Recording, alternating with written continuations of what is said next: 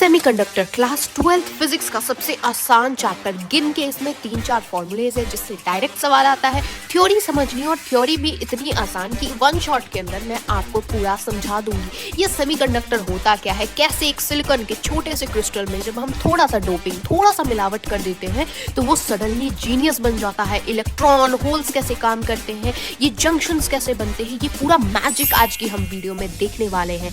यहाँ ट्रांजिस्टर हो गया, आपका इंटीग्रेटेड सर्किट हो गया, ये क्या होता है, ये आपका जो फोन है, लैपटॉप है, कैलकुलेटर है, स्मार्ट वॉच है। ये तो सेमीकंडक्टर हो सकता है ये छोटा सा आपको दिख रहा हो, मगर इसके पास पावर इतनी है कि पूरी दुनिया चलाता है। तो चलिए इस चैप्टर को पढ़ते हैं। नाम है LVDD, सुन लो मेरी बात। नीट हो या जी, टेंशन का ना नाम, बोर्ड एग्जाम्स के लिए ले लो फुल आराम। तो सबसे पहले आपका इलेक्ट्रॉनिक डिवाइस क्या होता है, दैट कैन कंट्रोल आपके flow of electron. There are of two types. पहले हैं आपके वैक्यूम ट्यूब, जिनको वैक्यूम वॉल्व्स भी कहते हैं। क्यों कहते हैं ये मैं भी बताऊंगी। और सेकंड आते हैं आपके सॉलिड स्टेट के electronic devices, that will be reading in this chapter, that is आपके सेमीकंडक्टर्स। ओके, अब इसमें जो आपका वैक्यूम ट्यूब है ना, इसमें क्या होता है, कैथोड टू एनोड चीजें चलती हैं और ये बल्कि भी होता है, इसको हाई वोल्टेज चाहिए होती है, पावर ज्यादा चाहिए होती है और इसकी लाइफ बहुत लिमिटेड होती है। मगर जो आपका सॉलिड स्टेट का इलेक्ट्रॉनिक डिवाइस होता है, ये चार्ज कैरियर फ्लो को सेमीकंडक्टर्स के थ्रू ले जाता है।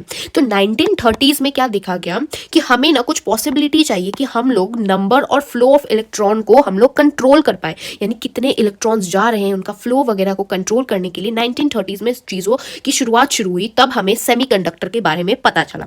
यहाँ आज अगर आप देखेंगे तो सेमीकंडक्टर्स हर जगह यूज होते हैं, junction diode, transistors, integrated circuits में। और ट्रांजिस्टर कब लाया गया था, 1948 में।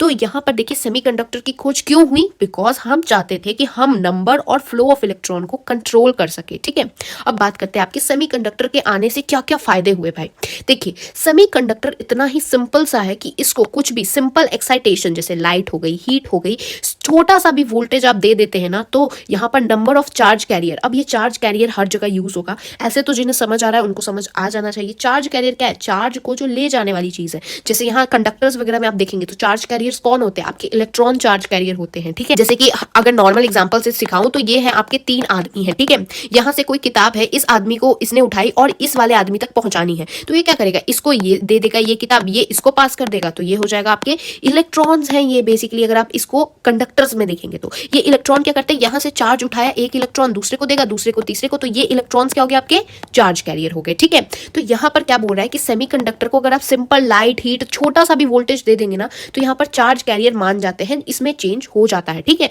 और यहाँ पर आपके सेमीकंडक्टर्स में कौन ले जाने वाले हैं, जैसे यहाँ पर मैंने आपको आदमियों का एग्जांपल दिया कि आदमी आपकी बुक को पहुंचा रहे हैं। कंडक्टर्स में जो आपके मेटल्स होते हैं उनमें इलेक्ट्रॉन्स पहुंचाते हैं, तो सेमीकंडक्टर्स में कौन पहुंचा रहे हैं, आपके इलेक्ट्रॉन्स भी होते हैं और होल्स होते हैं। होल्स क्या होते हैं ये अभी आप आगे पढ़ने वाले हैं। ठीक है, यहाँ पर ये होते हैं आपके चार्ज कैरियर, जहां पर आपका यहाँ वैक्यूम की जरूरत होती है। यहाँ जो वैक्यूम ट्यूब, जो वैक्यूम वॉल्व्स होते हैं ना, ये वॉल्व्स क्यों होते हैं, क्योंकि इनमें बैक फ्लो नहीं हो सकती है। ठीक है, इसलिए ये वॉल्व्स है। ठीक है, और यहाँ पर इनको ना करने के लिए आपको वैक्यूम की जरूरत पड़ती है। इसमें कोई एयर अंदर नहीं होना चाहिए, वैक्यूम वाली पूरी जगह होनी चाहिए, तब चीजें आगे बढ़ती हैं। लेकिन यहाँ आपके सेमीकंडक्टर को किसी भी यहाँ पर वैक्यूम की जरूरत नहीं है। यहाँ पर आपके सॉलिड में ये फ्लो करता है, vacuum not needed. Okay, now ये सेमीकंडक्टर स्मॉल साइजेस के होते हैं, इनका पावर जो कंजम्पशन होता है वो भी कम होता है, कम वोल्टेज भी चाहिए होता है।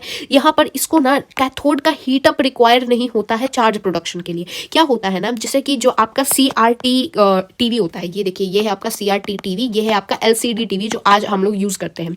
तो CRT टीवी में क्या होता था, पहले क्या होता था, कैथोड हीटअप होता था, और जब हीटअप होता था ना तो पीछे से लाइट रेज मारता था, जिससे आपको स्क्रीन पे चीजें दिखाई देती थी। तो इसमें क्या होता था, पहले हीट होगा फिर आपको देखने को मिलेगा, इसीलिए तो आपका ये टीवी स्टार्ट होने में थोड़ा समय लगता था। मगर आपका जो सेमीकंडक्टर होता है ना, ये बिल्कुल आपने टर्न ऑन किया और ये ऑन हो जाता है सेमीकंडक्टर। क्यों, क्योंकि इसमें किसी कैथोड के हीटअप की जरूरत नहीं होती है चार्ज प्रोडक्शन के लिए। जैसे ही आप ऑन करेंगे आपका टीवी ऑन हो जाता है, थोड़ी वो रुक के थोड़ी देर बाद शुरू होता है, नहीं। ठीक है, तो ये है आपका CRT टीवी, ये है आपका LCD टीवी। ठीक है, उसके बाद यहाँ पर इसकी सेमीकंडक्टर की लाइफ भी ज्यादा है, रिलायबिलिटी भी ज्यादा है। यहाँ पर CRT वाला मैंने बताया ना, इसमें वैक्यूम ट्यूब होता है। LCD जो आजकल हम यूज करते हैं TVs, that is of semiconductor. Okay, यहाँ पर क्या होता है, सेमीकंडक्टर के कारण आपके इलेक्ट्रॉनिक गैजेट मिनिएचर हो गए, यानी कि छोटे छोटे इलेक्ट्रॉनिक गैजेट्स हो गए। जैसे पहले के कंप्यूटर्स वगैरह होते थे, वो बहुत बड़े बड़े कंप्यूटर्स होते थे, पूरे एक रूम जितने बड़े कंप्यूटर होते थे। और आजकल आप हाथ में फोन लेके चल रहे हैं, आपको लैपटॉप है आपके पास, ये सब क्या है, आपका मिनिएचर हो जा रही है, चीजें छोटी कर दे रहा है सेमीकंडक्टर, है ना। जैसे कि अभी जो रिसेंटली डिस्कवर हुआ है इंटीग्रेटेड सर्किट आईसी जो है वो इसी से डिस्कवर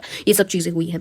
यहाँ पर क्या है, आपके सेमीकंडक्टर में जो रेसिस्टिविटी होती है वो मेटल्स से ज्यादा है, यानी मेटल की रेसिस्टिविटी मतलब एक होती है कंडक्टिविटी यानी कि आपके फ्लो ऑफ इलेक्ट्रॉन को स्मूथली होने दे रहा, और रेसिस्टिविटी मतलब रोक ले रहा है। यहाँ पर जो सेमीकंडक्टर है ना, इसकी रेसिस्टिविटी ज्यादा होती है मेटल से, लेकिन क्या है वो भी आगे देखते हैं, इसकी क्या मतलब अच्छी चीज जो है वो अभी आगे बताती हूँ। जो आपके सॉलिड होते हैं ना, वो बेसिस ऑफ कंडक्टिविटी की ये चार्ज का ट्रांसफर कर रहे हैं कि नहीं कर रहे हैं, हमने 3 पार्ट्स में डिवाइड कर रखा है, मेटल्स, इंसुलेटर और सेमीकंडक्टर।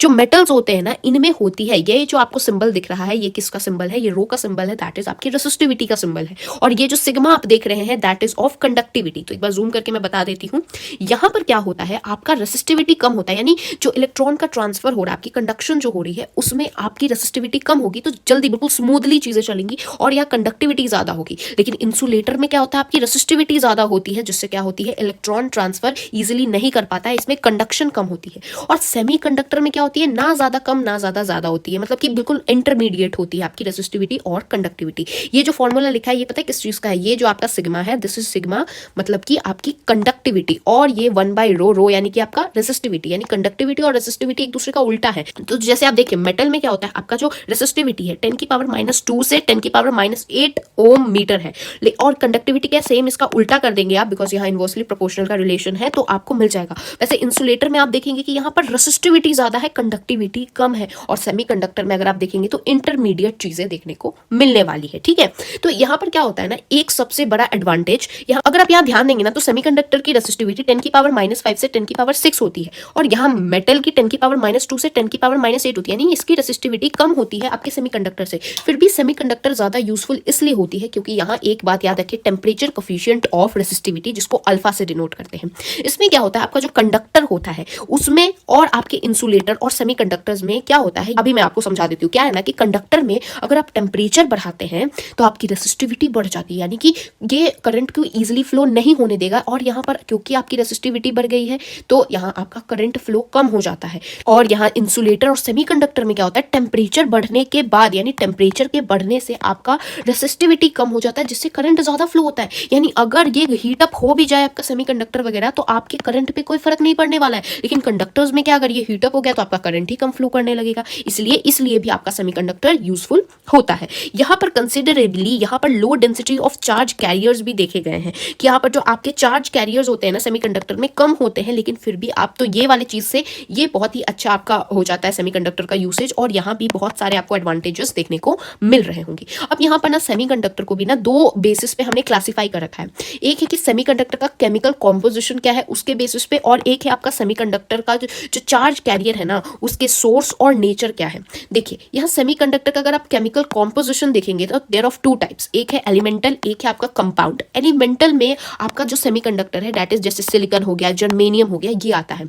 और कंपाउंड आपका जो सेमीकंडक्टर होता है उसमें भी ऑर्गेनिक एंड इनऑर्गेनिक। ऑर्गेनिक में आता है पॉलीपाइरोल हो गया, पॉलीथियोफीन हो गया, और इनऑर्गेनिक में ये सब याद रखने वाली चीजें हैं। CDS यानी कि कैडमियम सल्फाइड हो गया, GaAs है यानी कि गैलियम आर्सेनाइड हो गया, CdSe है तो कैडमियम सेलेनाइड हो गया, और InP है तो इंडियम फॉस्फाइड हो गया। तो ये सब क्या है, इनऑर्गेनिक सेमीकंडक्टर्स है। एलिमेंटल वाले याद रखिएगा सिलिकॉन और जर्मेनियम, जो कि अभी हम पढ़ने भी वाले, ये भी याद रखने वाला है बाय द वे।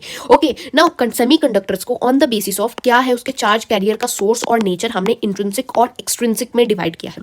इंट्रिंसिक वाले जो वो होते हैं सेमीकंडक्टर जो प्योर होते हैं, जिनमें जो इम्प्योरिटी होती है वो 1/10⁻⁻10 यानी 10⁻⁻10 में एक इम्प्योरिटी आपको मिलेगी, इतने प्योर होते हैं ये। और वही एक्सट्रिंसिक वो वाले होते हैं जो इंट्रिंसिक होता है ना, उसी में आप अलग से क्या करते हैं, कुछ एडिंग या डोपिंग करते हैं, अलग से कुछ मटेरियल मिला के आप एक्सट्रिंसिक बना देते हैं, ठीक है। और ये एक्सट्रिंसिक वाला ज्यादा यूजफुल होता है, अभी हम आगे भी देखने वाले हैं, ठीक है। तो इंट्रिंसिक आपका प्योर होता है, एक्सट्रिंसिक आप क्या करते हैं, ऐड या डोप करते हैं प्योर सेमीकंडक्टर को किसी और जिनका वैलेंसी डिफरेंट होता है ना उसको डाल देते हैं, तब मिक्स करके आपका एक्सट्रिंसिक सेमीकंडक्टर बन जाता है। तो ये वाला पेज भी मैंने आपको समझा दिया है। अब क्या है आपका, एक है बोर का एटॉमिक मॉडल। उसमें क्या बताया गया था कि किसी भी अगर आप आइसोलेटेड एटम में देखेंगे ना, तो किसी इलेक्ट्रॉन की अगर आपको एनर्जी का पता लगाना है तो वो कौन से ऑर्बिट में है ये डिसाइड करता है कि उस इलेक्ट्रॉन की क्या एनर्जी है। यानी कि अगर कोई इलेक्ट्रॉन ये वाले ऑर्बिट में है तो इसकी क्या एनर्जी होगी, इसकी अलग एनर्जी होगी, इस वाले ऑर्बिट में अगर है तो अलग ऑर्बिट में होगा तो अलग एनर्जी होगी, इस तरीके से, है ना। लेकिन यहाँ क्या दिक्कत आती है ना कि कुछ एटम्स जब पास पास हो जाते हैं ना, सॉलिड की फॉर्मेशन करते हैं ना, तो जो आउटर मोस्ट मोस्ट ऑर्बिट होता है ना, वो एक दूसरे को ओवरलैप कर देता है। आप यहाँ देख सकते हैं, यहाँ जब पास पास यहाँ सॉलिड की फॉर्मेशन हुई है तो आउटर मोस्ट जो आपका ऑर्बिट है वो क्या कर रहा है, ओवरलैप कर दे रहा है, जिससे क्या हो रहा है, यहाँ इलेक्ट्रॉन की मोशन सॉलिड में डिफरेंट हो जाएगी। अगर आप अकेले किसी इलेक्ट्रॉन को थर्ड ऑर्बिट में देख रहे हैं मान लीजिए, तो वो अलग होगी, और अगर आप इसमें देख रहे हैं तो अलग हो जाएगी। इसीलिए यहाँ आई बात एनर्जी बैंड इन सॉलिड्स की, यहाँ कंसेप्ट आती है, जहाँ क्या देखा गया इनसाइड क्रिस्टल, क्रिस्टल यानी सॉलिड्स में देखा गया कि हर इलेक्ट्रॉन की ना यूनिक पोजीशन होती है, हर इलेक्ट्रॉन अलग अपने यूनिक पोजीशन पे होता है।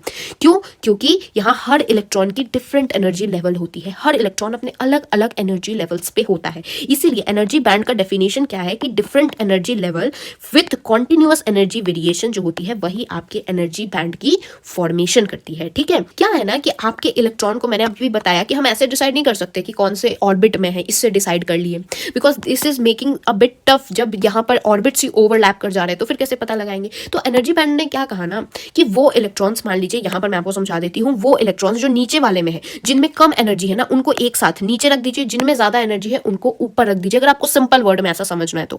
वैसे यहाँ कॉन्सेप्ट थोड़ा डिफरेंट है, अभी बता रही हूँ क्या है। ये डायग्राम है आपके एनर्जी बैंड का। ठीक है, इसमें क्या है, जब 0 केल्विन है, 0 केल्विन पे क्या देखा गया, सबसे आपके नीचे वाले में क्या है, आपका वैलेंस बैंड कहते हैं। ये वाले बैंड को क्या बोलते हैं? वैलेंस बैंड कहते हैं।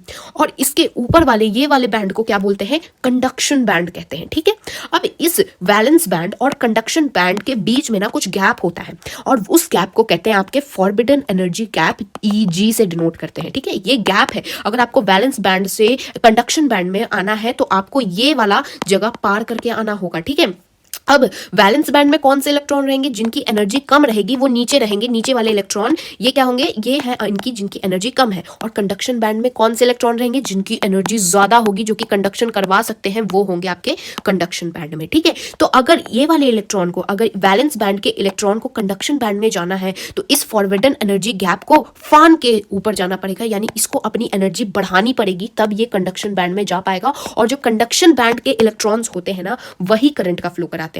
तो करंट के फ्लो के लिए कंडक्शन बैंड में जाना जरूरी है। अगर यहाँ पर सारे इलेक्ट्रॉन्स आपके थके हारे यहाँ पर नीचे बैठे हुए, यानी इनकी एनर्जी बहुत कम है, ये नीचे ही है, और कंडक्शन बैंड में कोई इलेक्ट्रॉन ही नहीं है, तो आपका करंट का फ्लो नहीं होगा। आपके करंट के फ्लो के लिए आपके कंडक्शन बैंड में इलेक्ट्रॉन्स होने जरूरी है। और इसके लिए क्या होगा, आपके ये जो कम एनर्जी वाले इलेक्ट्रॉन्स है, इनको आप कुछ एनर्जी दीजिए, उतनी एनर्जी कि ये इस फॉरबिडन एनर्जी गैप को फान के कंडक्शन बैंड में चला जाए, और ये इलेक्ट्रॉन चला जाएगा इधर, ये इलेक्ट्रॉन चला जाएगा इधर, ये इलेक्ट्रॉन चला जाएगा इधर, ये इलेक्ट्रॉन चला जाएगा इधर। तो अब ये क्योंकि कंडक्शन बैंड में है तो अब आपका करंट चलेगा। ये समझ आ गया? अब यहाँ पर ना जो आपका कंडक्शन बैंड का सबसे लोअर लिमिट होता है उसको क्या लिखते हैं? EC से लिखते हैं। और आपके वैलेंस बैंड का सबसे जो अपर लिमिट होता है दैट इज किससे डिनोट करते हैं? EV से लिखते हैं।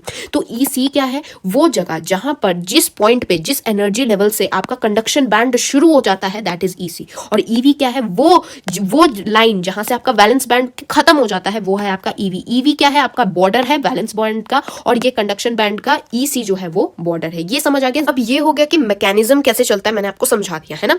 अब क्या है आपका जो वैलेंस बैंड है, वैलेंस बैंड में हमेशा याद रखिए यहां पर हो सकता है ये पार्शियली या फिर ये क्या है आपके कंप्लीटली फिल्ड हो सकते हैं, इनमें इलेक्ट्रॉन भर भर के हो सकते हैं, या फिर कुछ इलेक्ट्रॉन तो होंगे ही होंगे। वैलेंस बैंड जो है ना वो कभी भी खाली नहीं रहता है, ये आपको कभी खाली नहीं मिलेगा, बिकॉज ऑब्वियसली यहाँ पर अगर कोई इलेक्ट्रॉन आपका कंडक्शन बैंड में भी है, जैसे ही उसकी एनर्जी गिरेगी वो वापस से आपके वैलेंस बैंड में आ जाएगा। यानी याद रखिए वैलेंस बैंड कभी भी आपका खाली नहीं रहता है, इसमें या तो पार्शियली कुछ ना कुछ तो इलेक्ट्रॉन भरे होते हैं या कंप्लीटली फिल्ड होता है। आपका कंडक्शन बैंड जो होता है वो खाली हो सकता है।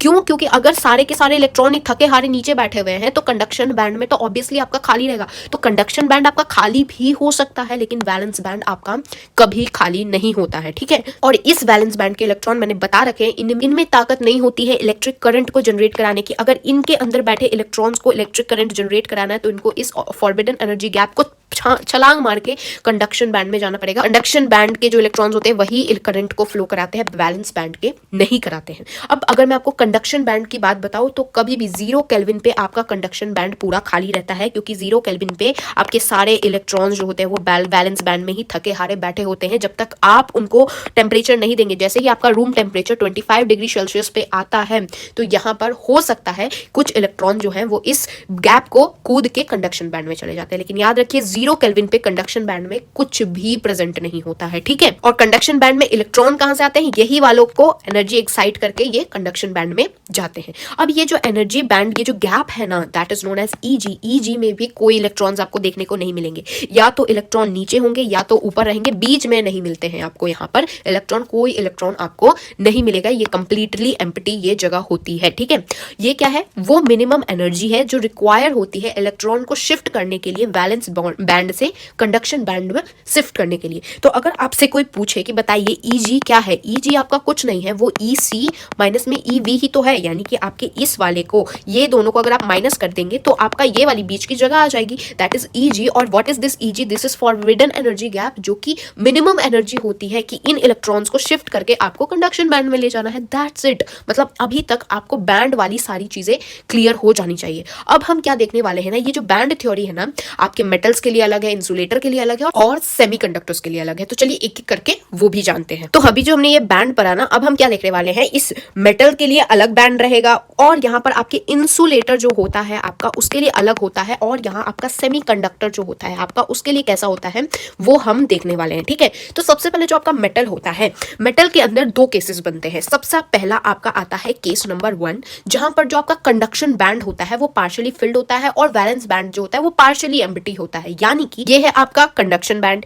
ये है आपका वैलेंस बैंड। अब यहां से ये वैलेंस बैंड के जो इलेक्ट्रॉन्स हैं वो क्या है, कुछ इलेक्ट्रॉन जो है वो यहां से क्या हो चुके हैं, यहां पहुंच चुके हैं, और यहां पर से भी मान लीजिए ये वाला एक इलेक्ट्रॉन भी यहां पहुंच चुका है, इसने ये एनर्जी गैप को कंप्लीट करके ये पहुंचा है वहां पर। और ये जो इन दोनों के बीच में ये कंडक्शन बैंड है और ये है आपका वैलेंस बैंड, इन दोनों के बीच की जो एनर्जी गैप होती है ना वो भी बहुत कम होती है। यानी कि आपको आपका जो इलेक्ट्रॉन है उसको यहां से यहां पहुंचने के लिए बहुत स्मॉल अमाउंट ऑफ एनर्जी भी अगर ये मिलता है ना, तो वैलेंस बैंड से ये कंडक्शन बैंड में पहुंच जाता है और यहाँ करंट का फ्लो कराता है। इसीलिए तो आपका मेटल में करंट का फ्लो होता है। क्यों होता है, ये अगर थोड़ा सा भी एनर्जी देते हैं ना तो तुरंत वैलेंस जो बैंड है वहां के इलेक्ट्रॉन्स जाके कहां चले जाते हैं, वो चले जाते हैं आपके कंडक्शन बैंड में, और कंडक्शन बैंड में जाने के बाद यही इलेक्ट्रॉन आपके करंट का फ्लो कराते हैं, ठीक है। तो याद रखिएगा मेटल के फर्स्ट केस में क्या होता है, आपके ये इन दोनों के बीच में कंडक्शन बैंड और वैलेंस बैंड के बीच में गैप कम होता है, और यहां पर क्या होता है, आपके इलेक्ट्रॉन्स जो है वो आराम से जंप मार लेते हैं आपके कंडक्शन बैंड के अंदर। और यहाँ आपका ऐसा कभी नहीं होगा कि वैलेंस बैंड पूरा एम्प्टी होगा, हाँ जी, वैलेंस बैंड में भी कुछ इलेक्ट्रॉन्स होंगे और कंडक्शन बैंड भी पार्शियली फिल्ड होगा। इसीलिए आपके केस 1 जो आपका मेटल्स होते हैं उनमें क्या होता है, आपकी रेसिस्टिविटी कम होती है, आपकी कंडक्टिविटी ज्यादा होती है, आपको ज्यादा कंडक्टिविटी देखने को मिलेगी, ठीक है। अब यहाँ मेटल्स का ही केस 2 है। केस 2 में क्या देखा गया ना, आपका था ये कंडक्शन बैंड और ये था आपका वैलेंस बैंड। वैलेंस बैंड में तो इलेक्ट्रॉन्स पड़े ही हुए थे, हाँ पड़े हुए थे। अब यहाँ पर आपके वैलेंस बैंड से इलेक्ट्रॉन्स को कंडक्शन बैंड में जाना पड़ेगा, तभी तो ये आपका करंट फ्लो कराएंगे। केस 2 में क्या देखा गया ना कि ये जो वैलेंस बैंड है ना, ये बीच में जैसे यहाँ पर आप देख सकते हैं, यहाँ पर कुछ जगह छोड़ रखी है इसने कि इतनी एनर्जी दोगे तो मैं ऊपर कंडक्शन बैंड में जाऊंगा। लेकिन यहाँ केस 2 के मेटल्स में क्या होता है, ये जो वैलेंस बैंड है ना, ये आपके कंडक्शन बैंड को ओवरलैप कर देता है। यानी कि इसको तो एनर्जी चाहिए ही नहीं, जो वैलेंस बैंड के इलेक्ट्रॉन्स है वो तो कंडक्शन बैंड के भी इलेक्ट्रॉन है। यानी कि आपका वैलेंस बैंड कंडक्शन बैंड दोनों एक ही है, यानी सारे के सारे इलेक्ट्रॉन आपका करंट पास कराते हैं, यानी सारे के सारे इलेक्ट्रॉन आपकी करंट जनरेट करा देंगे।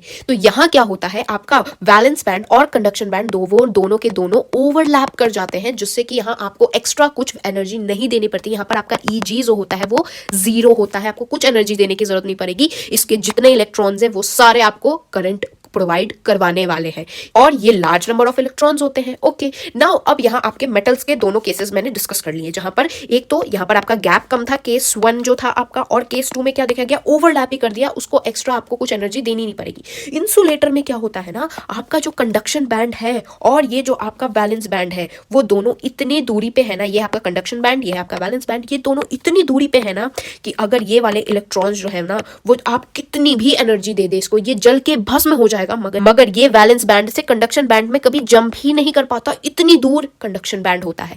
इसीलिए तो आपके इंसुलेटर में आपका करंट फ्लो नहीं होता है। आप रबर में करंट फ्लो नहीं करा सकते, उसको आप जला देंगे, आप देखेंगे वो जल जाएगा, मगर करंट फ्लो नहीं कराता है। क्यों नहीं कराता है, क्योंकि आपका ईजी जो गैप होता है ना वो बहुत ज्यादा होता है, कि यहाँ पॉसिबल ही नहीं होती है कि ये वाला इलेक्ट्रॉन जो है वो यहाँ कंडक्शन बैंड में कूद के जा ही नहीं पाता है। जैसे कि अगर आप डायमंड का देखेंगे तो उसका ये जो गैप होता है पता है कितने का होता है, 6 इलेक्ट्रॉन इलेक्ट्रॉन वोल्ट का होता है, तो कभी यहाँ हो ही नहीं पाती है कंडक्शन डायमंड में इतना इलेक्ट्रॉन वोल्ट कैसे जाएगा भाई। जो आपका Eg होता है ना वो ऑब्वियसली मोर देन आपका 3 इलेक्ट्रॉन वोल्ट का गैप होता है, ये जरूर याद रखिएगा, ठीक है। कि जैसे डायमंड का एग्जांपल दिया मैंने, उसमें 6 इलेक्ट्रॉन वोल्ट का गैप होता है, तो आप गलती से भी डायमंड में आप करंट पास नहीं करवा सकते हैं। तो यहाँ इंसुलेटर में जो गैप होता है वो मोर देन 3 इलेक्ट्रॉन वोल्ट्स का होता है, ठीक है। अब बात करते हैं आपके सेमीकंडक्टर भाई साहब की। सेमीकंडक्टर में क्या है, जैसे मेटल में आपने क्या देखा कि यहाँ गैप बहुत कम थी, इंसुलेटर में क्या देखा कि गैप बहुत ज्यादा थे कि इलेक्ट्रॉन वैलेंस बैंड से कभी कंडक्शन बैंड में आ ही नहीं पाते हैं।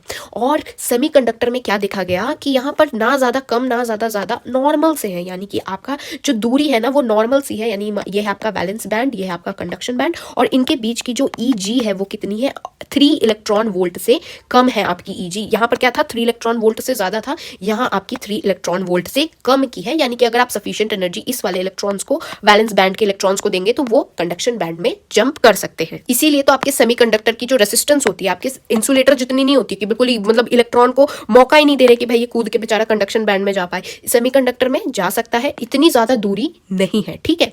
जैसे एग्जांपल क्या है, जैसे आपका जो जर्मेनियम होता है दैट्स अ सेमीकंडक्टर, इसका कितना होता है 0.72 इलेक्ट्रॉन वोल्ट होता है, ठीक है। और वैसे ही सिलिकॉन होता है आपका सेमीकंडक्टर, उसका क्या होता है 1.1 इलेक्ट्रॉन वोल्ट होता है, ये सब याद रखना इंपॉर्टेंट है, ठीक है।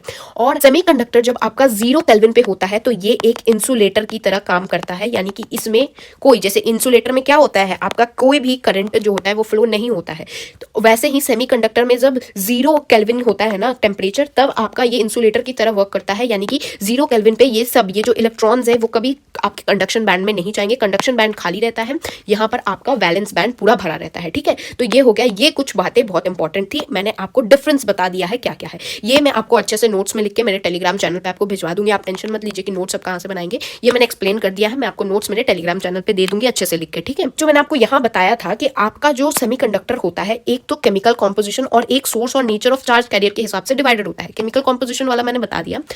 अब हम क्या करेंगे ना, आपके सेमीकंडक्टर ये इंट्रिंसिक एक्सट्रिंसिक वाले को और डिटेल में पढ़ने वाले। देखिए सबसे पहले भी हम बात करने वाले हैं आपके इंट्रिंसिक जो आपका सेमीकंडक्टर होता है वो कैसा होता है।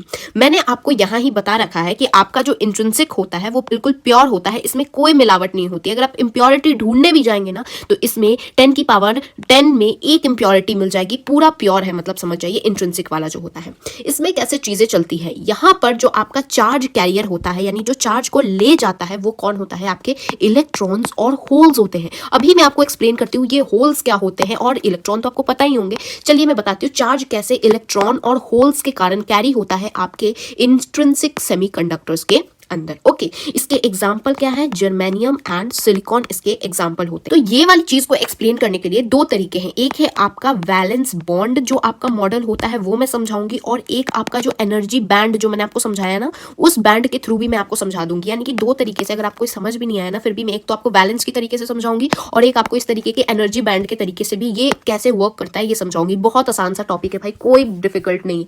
सबसे पहले आप अगर अपनी एनसीईआरटी खोलेंगे तो यहाँ पर आपको एनसीईआरटी में ऐसे कुछ डायग्राम्स मिलेंगे, इसी से आपको मैं एक्सप्लेन कर देती हूँ। देखिए जो आपका सिलिकॉन होता है, जो आपका जर्मेनियम होता है, उसमें क्या प्रेजेंट होते हैं, +4 होता है, यानी कि ये होता है आपके आउटर मोस्ट जो वैलेंस इलेक्ट्रॉन्स होते हैं वो +4 के होते हैं, ठीक है। तो आपका जो सिलिकॉन है, जर्मेनियम है, वो कितने 4 के साथ बॉन्ड बना सकता है, ठीक है, बना सकता है। ये क्या होता है, आपके कोवेलेंट बॉन्ड्स होते हैं, है ना, यानी शेयरिंग पे चलते हैं, जो कि आप यहाँ देख सकते हैं कैसे शेयरिंग पे आपस में बंधे हुए हैं। यहाँ जो आप बॉन्ड देख रहे हैं what is this, this is आपके कोवेलेंट बॉन्ड्स, और यहाँ जो आप इलेक्ट्रॉन्स देख रहे हैं व्हाट इज दिस, ये इलेक्ट्रॉन जो बॉन्डिंग इलेक्ट्रॉन है वो प्रेजेंट है, ठीक है। अब क्या होता है कि जैसे आपने इसको हीट दी, तो जब आपने हीट दी ना तो यहाँ का एक इलेक्ट्रॉन क्या होता है, इधर से यहाँ क्या है आपका ये वैलेंस बॉन्ड है, इसके साथ बना हुआ है वैलेंस बॉन्ड है, ये क्या होता है, ये निकल जाता है बाहर। ये कहाँ चला जाता है, आपके कंडक्शन बैंड में चला जाता है। इसीलिए तो आपका यहाँ देखिए ये यहाँ का इलेक्ट्रॉन निकल गया। क्यों निकल गया, क्योंकि आपने सफिशिएंट हीट दे दी, थर्मली जनरेट करके आपने एक इलेक्ट्रॉन को फ्री कर दिया। और जैसे ही इलेक्ट्रॉन फ्री होता है तो ये क्या था, चेयर था, चेयर से आदमी उठ के चला गया तो ये चेयर खाली हो गई, ये जगह खाली हो गई, और यही जगह है आपकी होल। यानी होल क्या है, जब इलेक्ट्रॉन थर्मली जब इसको सफिशिएंट एनर्जी मिल जाती है तो ये निकल जाता है अपना कंडक्शन बैंड की तरफ। तो क्या होता है, पीछे बची हुई जगह ही आपकी होल होती है, और आपका इलेक्ट्रॉन नेगेटिव चार्ज होता है। तो आपके होल को अपेरेंटली क्या बोला जाता है कि ये पॉजिटिव चार्ज है, बल्कि अगर देखा जाए तो होल कुछ नहीं है, बस एक खाली जगह है। लेकिन इसको किसकी तरह हम लोग देखते हैं कि एक पॉजिटिव चार्ज है, ये नेगेटिव है चार्ज, ये पॉजिटिव चार्ज है, बस देखते हैं, वरना होल कुछ नहीं है, एक खाली जगह है, एम्प्टी वैकेंसी है, क्योंकि आपका इलेक्ट्रॉन यहाँ से निकल गया है। तो क्या होता है ना, आपका अब ये हो गई खाली जगह। अब क्या होता है, इस खाली जगह को ये क्या बोलता है कि यार इस खाली जगह को कोई भर दिया जाए। तो क्या होता है, ये वाला जो आपका इलेक्ट्रॉन होता है ना, मान लीजिए ये निकल के इधर बैठ गया कि चलो कोई नहीं खाली जगह को भर देते हैं। तो अब ये वाली जगह तो खाली हो गई, तो अब ये अगला होल बन गया आपका। अब ये अगला होल बोलेगा कि मुझे तो कोई भर जाओ भाई, मैं चेयर खाली हूँ, मेरे में कोई इलेक्ट्रॉन भर दो। तो फिर अगला वाला जो इलेक्ट्रॉन होगा वो जाके इस पे बैठ जाएगा, तो ये वाली जगह फिर खाली हो जाती है। तो अगर आप देखेंगे तो यहाँ इलेक्ट्रॉन का मूवमेंट जैसे हो रहा है, इलेक्ट्रॉन का मूवमेंट कैसे हो रहा है, यहाँ से यहाँ जा रहा है, यहाँ से यहाँ जा रहा है इलेक्ट्रॉन, है ना। और अगर आप होल्स का मूवमेंट देखेंगे तो कैसे हो रहा है, होल पहले यहाँ था, फिर यहाँ होल बना, फिर यहाँ होल बना, अब आगे जहाँ होल बनेगा। यानी इलेक्ट्रॉन का जिस तरफ मूवमेंट है, होल का उल्टी तरफ मूवमेंट होता है। तो यही यहाँ पर भी आपकी एनसीईआरटी एक्सप्लेन करती है कि एक होल तो जो अभी खाली हुआ था, तो अगला इलेक्ट्रॉन क्या करता है, उस सीट पे जाके बैठ जाता है। तो ये वाली सीट तो फिर खाली हो गई, तो ये तो साइट 2 बन गई फिर से। फिर अगला इलेक्ट्रॉन क्या जाता है, इस पे जाके बैठ जाता है। इस तरीके से चीजें चलती है, जहाँ इलेक्ट्रॉन की डायरेक्शन और होल की डायरेक्शन उल्टी होती है। यानी मूवमेंट जो इलेक्ट्रॉन करते हैं वो उल्टी डायरेक्शन में करते हैं, होल की उल्टी डायरेक्शन में करते हैं, ठीक है। अब यहाँ पर नंबर डेंसिटी ऑफ जो इलेक्ट्रॉन्स होते हैं वो आपके इक्वल होते हैं नंबर डेंसिटी ऑफ होल्स के। यानी जितने आपके इलेक्ट्रॉन्स होंगे उतने ही तो होल्स होंगे। यानी अगर 40 इलेक्ट्रॉन है तो 40 सीटें भी तो होंगी, तो होल्स क्या है, सीटें ही तो है। तो 40 इलेक्ट्रॉन है तो 40 सीटें होंगी। नंबर डेंसिटी की मैं बात कर रही हूँ, सिंपल लैंग्वेज में मैं समझा रही हूँ। और जितनी आपकी Ne और NH होगी उतनी ही तो आपकी Ni भी होगी। यानी कि जो आपका इंट्रिंसिक चार्ज कैरियर कंसंट्रेशन है वो भी तो उतनी ही होगी जितनी आपके इलेक्ट्रॉन्स और होल्स होंगे, उतने उसी के तो बराबर होगी, है ना। अब यहाँ पर अगर आप बोलेंगे कि कितना करंट होगा, तो करंट का आएगा, जो करंट टोटल इससे बनेगा ये सबके मूवमेंट से, वो कितना होगा, IE, यानी कि आपके इलेक्ट्रॉन का जो हो रहा है उससे जो करंट जनरेट हो रहा है, और प्लस में जो आपके होल्स के कारण हो रहा है उससे जो जनरेट हो रहा है। तो आप सोचेंगे भाई क्या ही यहाँ पर करंट जनरेट हो रहा होगा, यहाँ तो आपके इलेक्ट्रॉन्स भी हैं, होल्स भी हैं, दोनों मिलकर करंट जनरेट करा रहे हैं। मगर ये जो है आपके मेटल्स से ज्यादा नहीं है। मेटल्स में क्या होते हैं, इतने इलेक्ट्रॉन्स ही होते हैं ना कि इनको होल्स की जरूरत नहीं होती है। यहाँ पर आपके इलेक्ट्रॉन्स और होल्स मिला के भी ना मेटल के केवल इलेक्ट्रॉन से कंपीट नहीं कर सकते हैं। यानी आपके सेमीकंडक्टर्स के अंदर आपके इलेक्ट्रॉन्स और होल्स दोनों होते हैं, फिर भी इलेक्ट्रॉन मेटल्स में बहुत ज्यादा होती है। तो ये मत समझिएगा कि मेटल में कम आपकी इलेक्ट्रिसिटी, आपकी करंट कम प्रोड्यूस होगी, मेटल में सेमीकंडक्टर्स में ज्यादा होगी, क्योंकि यहाँ इलेक्ट्रॉन्स भी है, होल्स भी है, ऐसा कुछ नहीं है। यहाँ इलेक्ट्रॉन और होल्स है तो भी कम मात्रा में है। तो होल्स क्या है, एक तरीके से एब्सेंस ऑफ इलेक्ट्रॉन है। जब इलेक्ट्रॉन नहीं प्रेजेंट है तो वो जगह क्या बन जाती है, वो साइट क्या बन जाती है, आपकी होल हो जाती है। तो होल बस एक खाली जगह है। और यहाँ पर इस होल का मास कितना होता है, ऑब्वियसली जो आपका इलेक्ट्रॉन है इसका जितना मास था उतना ही आपके होल का मास होता है। ये सेम मास जो इलेक्ट्रॉन रिमूव हुआ है ना उसका जितना मास था उतना ही आपका इस होल का मास होता है। इसको माना जाता है कि पॉजिटिव चार्ज है, ऐसा माना जाता है। ये कोई पॉजिटिव चार्ज नहीं है, बस ये एक जगह ही तो है ना। अब ये क्या हो गया आपका, मैंने आपको ये समझा दिया वैलेंस बॉन्ड, यानी वैलेंस बॉन्डिंग जिस तरीके से हो रखी है उस डायग्राम से समझाया है। अगर मैं अब आपको एनर्जी बैंड के डायग्राम से समझाऊं, यानी इस वाले डायग्राम से समझाऊं तो और आसान हो जाएगा। देखिए आपकी एनसीईआरटी बताती है, देखिए ये क्या है, आपका वैलेंस बैंड है, ये क्या है, आपका कंडक्शन बैंड है। कंडक्शन बैंड में ही तो आपकी करंट ये प्रोड्यूस, जो इलेक्ट्रॉन कंडक्शन बैंड में होते हैं वही करंट प्रोड्यूस कर सकते हैं। ये वाले जो थके हारे नीचे बैंड में बैठे हुए हैं ये कुछ नहीं कर सकते हैं।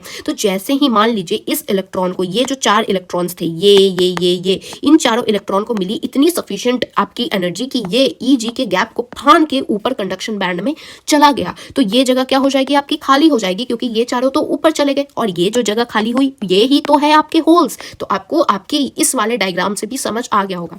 ये कब होता है, 0 केल्विन पे क्या होता है, आपका कंडक्शन बैंड पूरा खाली रहता है। जैसे आपने इसको सफिशिएंट हीट दी तो अब जाके आपका क्या हुआ, यहाँ से इलेक्ट्रॉन्स निकल के भागे हैं, तो ये जगह जो खाली निकली वो क्या है, आपके होल्स है। तो वही तो है, जितने आपके इलेक्ट्रॉन्स भागे होंगे उतने ही होल्स होंगे। 4 इलेक्ट्रॉन्स कंडक्शन बैंड में गए हैं तो 4 होल्स आपके वैलेंस बैंड में होंगे। अगर यहाँ से 3 ही जाते तो आपको 3 ही होल्स मिलते, एक यहाँ पर इलेक्ट्रॉन पड़ा रहता। तो इसीलिए नंबर्स ऑफ होल जो होते हैं, यानी होल का कितनी संख्या है वो आपके जितने इलेक्ट्रॉन कंडक्शन बैंड में है उसके बराबर ही होती है। तो ये हो गया आपके इंट्रिंसिक जो सेमीकंडक्टर होते हैं, इनके बारे में मैंने आपको बताया कि किस तरीके से वैलेंस बॉन्ड और एनर्जी बैंड के हेल्प से मैंने आपको समझाया कैसे इलेक्ट्रॉन्स और होल्स होते हैं। अगर आप इंट्रिंसिक सेमीकंडक्टर को देखेंगे ना तो ये इलेक्ट्रिकली न्यूट्रल होता है, इस पे कोई चार्ज नहीं होता। ऐसा मत समझिए कि यहाँ से तो इलेक्ट्रॉन निकल के चला गया तो ये तो पॉजिटिव चार्ज बन जाएंगे। इलेक्ट्रॉन निकल के कहीं गया नहीं है भाई, ये तो सिर्फ गया है आपके कंडक्शन बैंड में, वापस से ये इधर आ जाएगा। ये कंप्लीटली एक मेटल ही है, इसी के अंदर है। इसका इलेक्ट्रॉन भाग के कहीं और किसी और मेटल के साथ नहीं चला गया है, ये इसी के अंदर है, बस ऐसी जगह चला गया है कि ये करंट प्रोड्यूस कर सकता है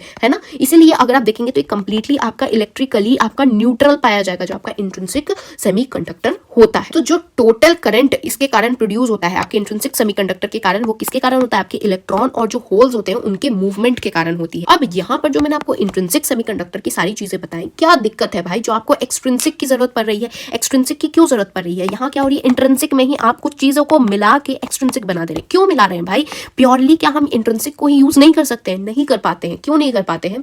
क्योंकि यहाँ पर इनमें जो चार्ज कैरियर्स होते हैं ना, ये बहुत कम होते हैं, ठीक है। ऊपर से ये क्या होते हैं, थर्मली जनरेटेड होते हैं, यानी आपको हीट देना पड़ेगा तभी ये निकल के जाएगा। तो अगर हीट नहीं मिलेगी तो निकल ही के नहीं जाने वाला है। और यहाँ तक कि यहाँ पर आपके जो Ne होते हैं वो NH के बराबर है, मैंने आपको बताया, यानी इलेक्ट्रॉन और यहाँ जो आपके होल्स है दोनों बराबर है। इसलिए यहाँ पर अगर आप चाहेंगे कि होल्स या इलेक्ट्रॉन में से किसी को डोमिनेट करें तो वो आप नहीं कर पाते हैं। इसीलिए इस वाले मेटल्स का, इंट्रिंसिक सेमीकंडक्टर्स का हम ज्यादा यूज नहीं कर सकते हैं। इसलिए हमने क्या देखा कि हम अगर इस इंट्रिंसिक में ही कुछ इंप्योरिटी मिला देते हैं, बिल्कुल हल्की सी इंप्योरिटी, तो कंडक्टिविटी अच्छी हो जा रही है, तो क्यों ना मिला दी जाए। तो इसीलिए यहाँ क्या किया गया, आपके जो इंट्रिंसिक सेमीकंडक्टर थे उन्हीं में कुछ इंप्योरिटी मिला के इसको क्या बना दिया गया, एक्सट्रिंसिक बना दिया गया। और यही ज्यादा यूज होता है, ना कि इंट्रिंसिक यूज होता है। इसमें क्या है, आपके जो आपका एक्सट्रिंसिक होता है ये भी अब दो तरीके के होते हैं। तो अब मैं इसको मिटा देती हूँ, तो आपको समझ आएगा कैसे इंट्रिंसिक को एक्सट्रिंसिक बनाया गया है। तो क्या है आपका एक्सट्रिंसिक जो होता है, देयर ऑफ टू टाइप्स, एक होता है आपका पी टाइप का और एक होता है आपका एन टाइप का। अब ये क्या है भाई, पी टाइप एन टाइप, बहुत आसान है। देखिए कोई भी अगर आपने एटम्स वगैरह पढ़ा होगा तो उसमें क्या होता है, एक होता है ट्राइवेलेंट एटम, एक होता है टेट्रावेलेंट एटम, एक होता है पेंटावेलेंट एटम। इस तरह के एटम्स का नाम आपने सुने होंगे, जिसमें क्या होता है, ट्राई मतलब 3, टेट्रा मतलब 4, पेंटा मतलब 5। जहां पर ट्राई में क्या एग्जांपल है, एल्यूमिनियम एग्जांपल हो गया, टेट्रा में क्या हो गया, सिलिकॉन हो गया, पेंटा में क्या हो गया, फास्फोरस वगैरह होता है ना। तो पी टाइप का जो सेमीकंडक्टर होता है ना, उसमें क्या होता है, आपका जो सिलिकॉन है, जर्मेनियम है, ये क्या है आपका इंट्रिंसिक वाला सेमीकंडक्टर है। हाँ है। इंट्रिंसिक वाले में क्या जोड़ते हैं हम लोग, इसमें जोड़ते हैं हम लोग ट्राइवेलेंट एटम, यानी 3 वाले को जोड़ते हैं इसके अंदर, यानी आपका कौन है, इसमें एल्यूमिनियम जोड़ते हैं, तब जाके आपका पी टाइप का आपका सेमीकंडक्टर बनता है। और ये 3 वाला कैसे है, एल्यूमिनियम हो गया आपका, बोरॉन हो गया आपका, इंडियम हो गया आपका, ये सब एग्जांपल है। और एन टाइप में हम क्या जोड़ते हैं, आपका सिलिकॉन है, जर्मेनियम है, ये क्या है, इंट्रिंसिक है। और इनमें जोड़ा जाता है आपका पेंटावेलेंट एटम, यानी कि आपका 5 जो होता है ना, जिसके वैलेंस इलेक्ट्रॉन वो वाले जोड़े जाते हैं, जैसे आर्सेनिक हो गया आपका, एंटीमनी हो गया जिसको Sb से यहाँ पर रिप्रेजेंट करते हैं, फास्फोरस हो गया जिसको P से रिप्रेजेंट करते हैं। अब यहाँ पर ये जो जोड़ा जाता है ना, बस अब इतना याद कर लीजिए। अब ये जो मिलाने का प्रोसेस है ना, इसी को कहते हैं डोपिंग। डोपिंग क्या है, ये मिलावट करने का प्रोसेस है, इसको कहते हैं डोपिंग। अब क्या होता है यहाँ पर ये जो डोपिंग होगा, ये आप सिलिकॉन और जर्मेनियम में कोई चीज मिला रहे हैं, आपने सिलिकॉन में कुछ मिलाया, मान लीजिए एल्यूमिनियम मिला दिया, तो ये ना हो जाए कि इन दोनों के मिलाने से ये बेचारा सिलिकॉन का पूरा बॉन्ड खराब हो जाए, ये टूट फूट जाए। हम ऐसा नहीं चाहते कि जब हम डोप करें इसके अंदर तब इसमें बर्बादी हो जाए। बहुत कम मात्रा में डोपिंग होती है, यानी कि 10 लाख में, मैं बताती हूँ, 10 लाख में 1 पार्टिकल की डोपिंग होती है। यानी अगर सिलिकॉन के 10 लाख पार्टिकल है तो एल्यूमिनियम का सिर्फ 1 पार्टिकल का डोपिंग करके चीजें आराम से हो जाती हैं। क्यों हमने एल्यूमिनियम ही लिया, क्यों हमने फास्फोरस ही लिया, क्यों लिया, क्योंकि जो आपका सिलिकॉन होता है, सिलिकॉन के पीछे होता है आपका aluminium, that is 13 and silicon is 14 and then phosphorus is 15। अब यहाँ पर जो आपका एल्यूमिनियम का साइज है, सिलिकॉन का साइज है, ऑलमोस्ट सिमिलर होता है। फास्फोरस का साइज है और जो सिलिकॉन का साइज है वो ऑलमोस्ट सिमिलर होता है, इसलिए दोनों मिल सकते हैं। इसलिए हम लोग क्या बोलते हैं कि या तो एल्यूमिनियम या फास्फोरस को मिलाते हैं सिलिकॉन के अंदर। तो जिस चीज को मिलाते हैं ना, जैसे सिलिकॉन के अंदर फास्फोरस और एल्यूमिनियम को मिलाया जा रहा है, तो ये जो एल्यूमिनियम और फास्फोरस है इसको क्या बोलते हैं, डोपैंट बोलते हैं। तो डोपैंट जो होता है वो डोप किया जाता है सिलिकॉन के अंदर, और जो ये पूरा प्रोसेस है इसको क्या बोलते हैं, डोपिंग का प्रोसेस बोलते हैं, मिलावट करने का प्रोसेस बोलते हैं। और ये बहुत स्मॉल अमाउंट में होता है। फिर से बता दे रही हूँ, अगर सिलिकॉन के 10 लाख पार्टिकल है ना, तो उसमें 1 पार्टिकल आपका एल्यूमिनियम या फास्फोरस का होता है। तो चलिए अब जानते हैं आपका एक्सट्रिंसिक वाला सेमीकंडक्टर कैसे होता है। ये तो मैंने आपको ओवरव्यू दे दिया है, क्या हम आगे करने वाले हैं। इससे पहले कि मैं आगे बढ़ूं, आपको यहाँ कॉन्सेप्ट्स तो समझ आ रहे होंगे, मगर यहाँ पर आपके क्वेश्चन प्रैक्टिस भी जरूरी होती है। तो इस वीडियो के बाद क्वेश्चन प्रैक्टिस तो करना ही है, और क्वेश्चन प्रैक्टिस करने के लिए अगर मैं बेस्ट बुक बोलूं तो सिर्फ मेरी ही नहीं, टॉपर्स की पसंद ओजवाल बुक्स अब आपको मिलने वाला है अप टू 30% के डिस्काउंट के साथ, अगर आप मेरा अभी दीदी 10 कूपन कोड यूज करेंगे। तो इस बुक में क्या क्या आपको मिलने वाला है, कॉम्पिटेंसी बेस्ड सवाल मिल जाएंगे जो कि आजकल बहुत कॉमन हो गए हैं आपके एग्जाम्स में, प्रेडिक्टिव टेंड एनालिसिस हो जाता है, ऑन टिप नोट्स भी है, माइंड मैप भी मिल जाएंगे, सॉल्व सैंपल पेपर्स मिलने वाले हैं, हाई स्कोरिंग चीट शीट मिलेगी और प्रैक्टिस पेपर तो मिलने ही वाली है। और अगर आपको क्वेश्चन बैंक चाहिए तो उसके लिए भी सेम अभी दीदी 10 यूज करेंगे कोड, तो आपको मिल जाएगा लेटेस्ट सिलेबस के अकॉर्डिंग कॉम्पिटेंसी बेस्ड सवाल, revision notes, mind map, trend analysis solve, PYQ predicted paper, self assessment paper सब मिल जाने वाला है। तो Oswaal books is best for question practice. इस वीडियो का वन शॉट देखने के बाद क्वेश्चन प्रैक्टिस जरूरी है, आज ही ऑर्डर कर ले और 2-3 दिन में घर आ जाएगी और क्वेश्चन प्रैक्टिस शुरू कर दें। चलिए अब अपने टॉपिक पे वापस चलते हैं। तो आपको इंट्रिंसिक और एक्सट्रिंसिक समझ आ गया होगा। अब हम क्या देखेंगे, यहाँ पर मैंने ये सब चीजें भी आपको समझा दी हैं। अब हम देखते हैं आपके एन टाइप और पी टाइप क्या होता है। देखिए, जब मैंने आपको यहाँ बताया कि एक्सट्रिंसिक में पी टाइप तब बनता है जब आप सिलिकॉन या जर्मेनियम में trivalent atom that is aluminium जैसे हो गया ये सब मिलाते हैं। वही एन टाइप कैसे बनता है, जब आप सिलिकॉन या जर्मेनियम में पेंटावेलेंट एटम जैसे फास्फोरस मिलाते हैं तब बनता है। तो अब इसी पी टाइप और एन टाइप को हम और डिस्कस करने वाले हैं। तो सबसे पहले बात करते हैं आपके एन टाइप वाले की। एन टाइप वाले में जैसे हम एक लेते हैं सिलिकॉन। सिलिकॉन की क्या होती है आपकी +4 की होती है वैलेंसी, इसलिए सिलिकॉन क्या होता है आपका टेट्रावेलेंट होता है। ओके, नाउ सिलिकॉन में हम मिलाने वाले हैं एक पेंटावेलेंट फास्फोरस। पेंटावेलेंट यानी इसके पास 5 फ्री इलेक्ट्रॉन्स होंगे। तो अब देखिए क्या होता है यहाँ पर केस कुछ ऐसा होता है कि हम क्या मिलाते हैं बहुत कम मात्रा में। ये जो डोपिंग होती है, ये जो हम फास्फोरस मिलाएंगे, मैंने आपको बताया है बहुत कम मात्रा में मिलाते हैं। तो सारे क्या है आपके सिलिकॉन है, सिलिकॉन है, सिलिकॉन है, सिलिकॉन है, सारे आपके सिलिकॉन है और उसके बीच में आपने क्या डाला, एक पार्टिकल डाल दिया आपने पेंटावेलेंट दैट इज फास्फोरस का। तो अब क्योंकि ये पेंटावेलेंट है तो इसकी वैलेंसी +5 की है और सबकी तो +4 की है। तो सबने तो आपके क्या है 4 इलेक्ट्रॉन्स जो हैं वो फ्री है। लेकिन जो आपका पेंटावेलेंट एटम है फास्फोरस, उसका देखिए कितना है, 1 2 3 4 एंड 5 इलेक्ट्रॉन्स जो हैं इसके फ्री है।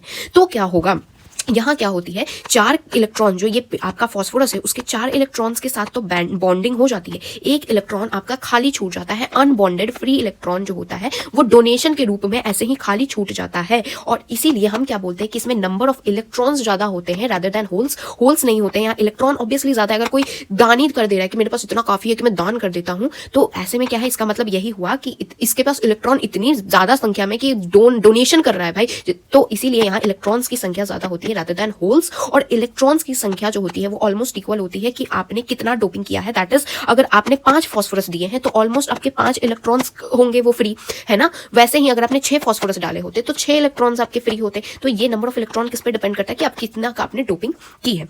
अब यहाँ पर इसके डोपिंग करने से क्या हुआ भाई, डोपिंग करने से कुछ ऐसा अद्भुत हो गया कि जो आपका जर्मेनियम और सिलिकॉन था, यहाँ पर जो आपका होता है जर्मेनियम और सिलिकॉन का अलग अलग आपको इलेक्ट्रॉन वोल्ट, मैंने आपको बताया था कि कितना लगता है फ्री करने के लिए इलेक्ट्रॉन को, कितना आपको एनर्जी देनी पड़ेगी। लेकिन आपने जैसे ही डोपिंग कर दी ना, तो ये 0.72 इलेक्ट्रॉन वोल्ट से घट के 0.01 इलेक्ट्रॉन वोल्ट हो गया जर्मेनियम के लिए। यानी अगर आप इतनी सी एनर्जी देंगे ना तो इसका इलेक्ट्रॉन फ्री हो जाता है। वैसे सिलिकॉन के लिए 1.1 इलेक्ट्रॉन वोल्ट से घट के कितना हो गया आपका 0.05 इलेक्ट्रॉन वोल्ट हो गया। यानी कि अगर इसको इतने की जरूरत थी, लेकिन जब आपने सिलिकॉन की डोपिंग करवा दी तो 0.05 पे ही मान जा रहा है, ये अपना इलेक्ट्रॉन छोड़ दे रहा है। अब देखिए बात करते हैं आपके पी टाइप वाले के लिए। पी टाइप में क्या होता है, सिलिकॉन या जर्मेनियम में that is a tetravalent atom में आप ट्राईवेलेंट को जोड़ते हैं। ट्राईवेलेंट इन द सेंस जैसे हो गया आपका एल्यूमिनियम, एल्यूमिनियम एक ट्राईवेलेंट एटम है।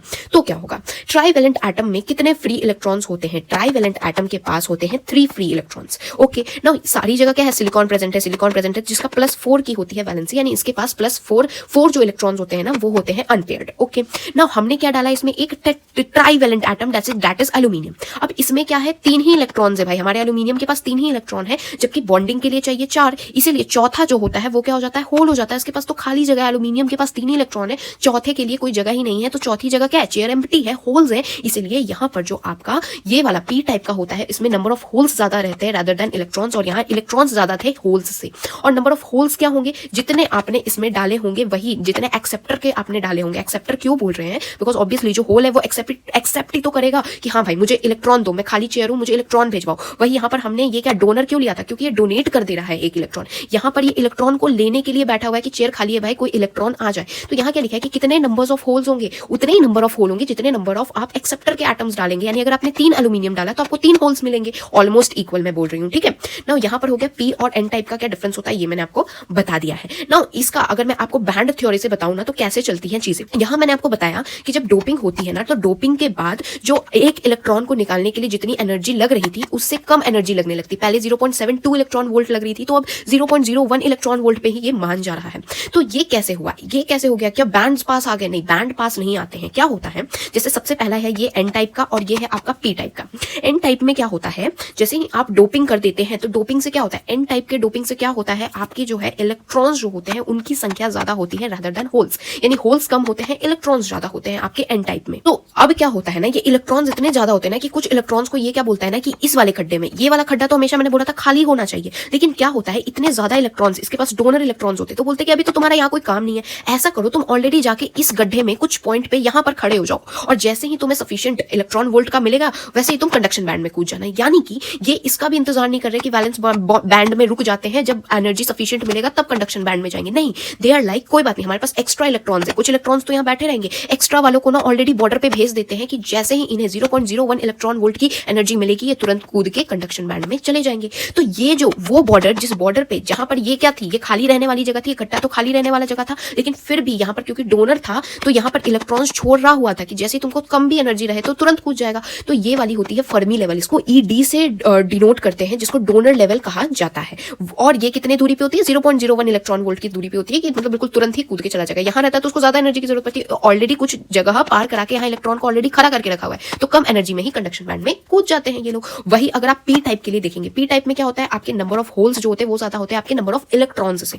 तो इसमें क्या होता है, आपका जो होल्स होते हैं, आप देखिए यहाँ पर क्या है, वैलेंस बैंड, वैलेंस बैंड में आपको होल्स की संख्या ज्यादा देखने को मिलेगी रादर देन इलेक्ट्रॉन्स। कैसे, यहाँ क्या करते हैं ना ये लोग, अपने इलेक्ट्रॉन्स को कुदा देते हैं नीचे, मतलब जबरदस्ती नीचे फेंक देते, बोलते हैं हमें होल्स की जरूरत है, होल्स, हमें चेयर खाली चाहिए। चेयर खाली कैसे होगी, इंसानों को हटाओ भाई इस चेयर से इंसानों को फेंक दो। तो यही इनको क्या चाहिए, चेयर खाली चाहिए। तो चेयर खाली करने के लिए ये क्या करते हैं, इलेक्ट्रॉन्स को गड्ढे में फेंक देते हैं, और गड्ढे में जिस पॉइंट पे ये लोग फेंकते हैं वो पॉइंट कौन सा है, EA, that is acceptor level कहा जाता है। एक्सेप्ट ही तो कर रहा है, यहाँ पर चेयर खाली करने के लिए इलेक्ट्रॉन्स को गड्ढे में फेंक दिया जाता है, तो गड्ढा जहां पर ये इलेक्ट्रॉन्स को गड्ढा एक्सेप्ट कर रहा है, इसलिए इसको एक्सेप्टर लेवल, ये फर्मी लेवल को आपको EA से डिनोट किया जाता है, जो कि 0.01 से 0.05 इलेक्ट्रॉन वोल्ट तक की होती है। तो अब आपको समझ आ गया कैसे चीजें चल रही हैं। ऐसे अगर नॉर्मल है, इंट्रिंसिक सेमीकंडक्टर है, तो कभी भी बीच में आपको कोई खाली जगह देखने को मिलेगी, कोई इलेक्ट्रॉन्स आपको बीच में नहीं मिलेंगे। लेकिन जैसे ही आप डोपिंग कर देते हैं, मिलावट कर देते हैं, तो गड़बड़ी हो गई है। N और P टाइप में क्या होती है, आपको बीच में भी यहाँ इलेक्ट्रॉन्स देखने को मिलेंगे, यहाँ इधर इलेक्ट्रॉन्स देखने को मिलेंगे।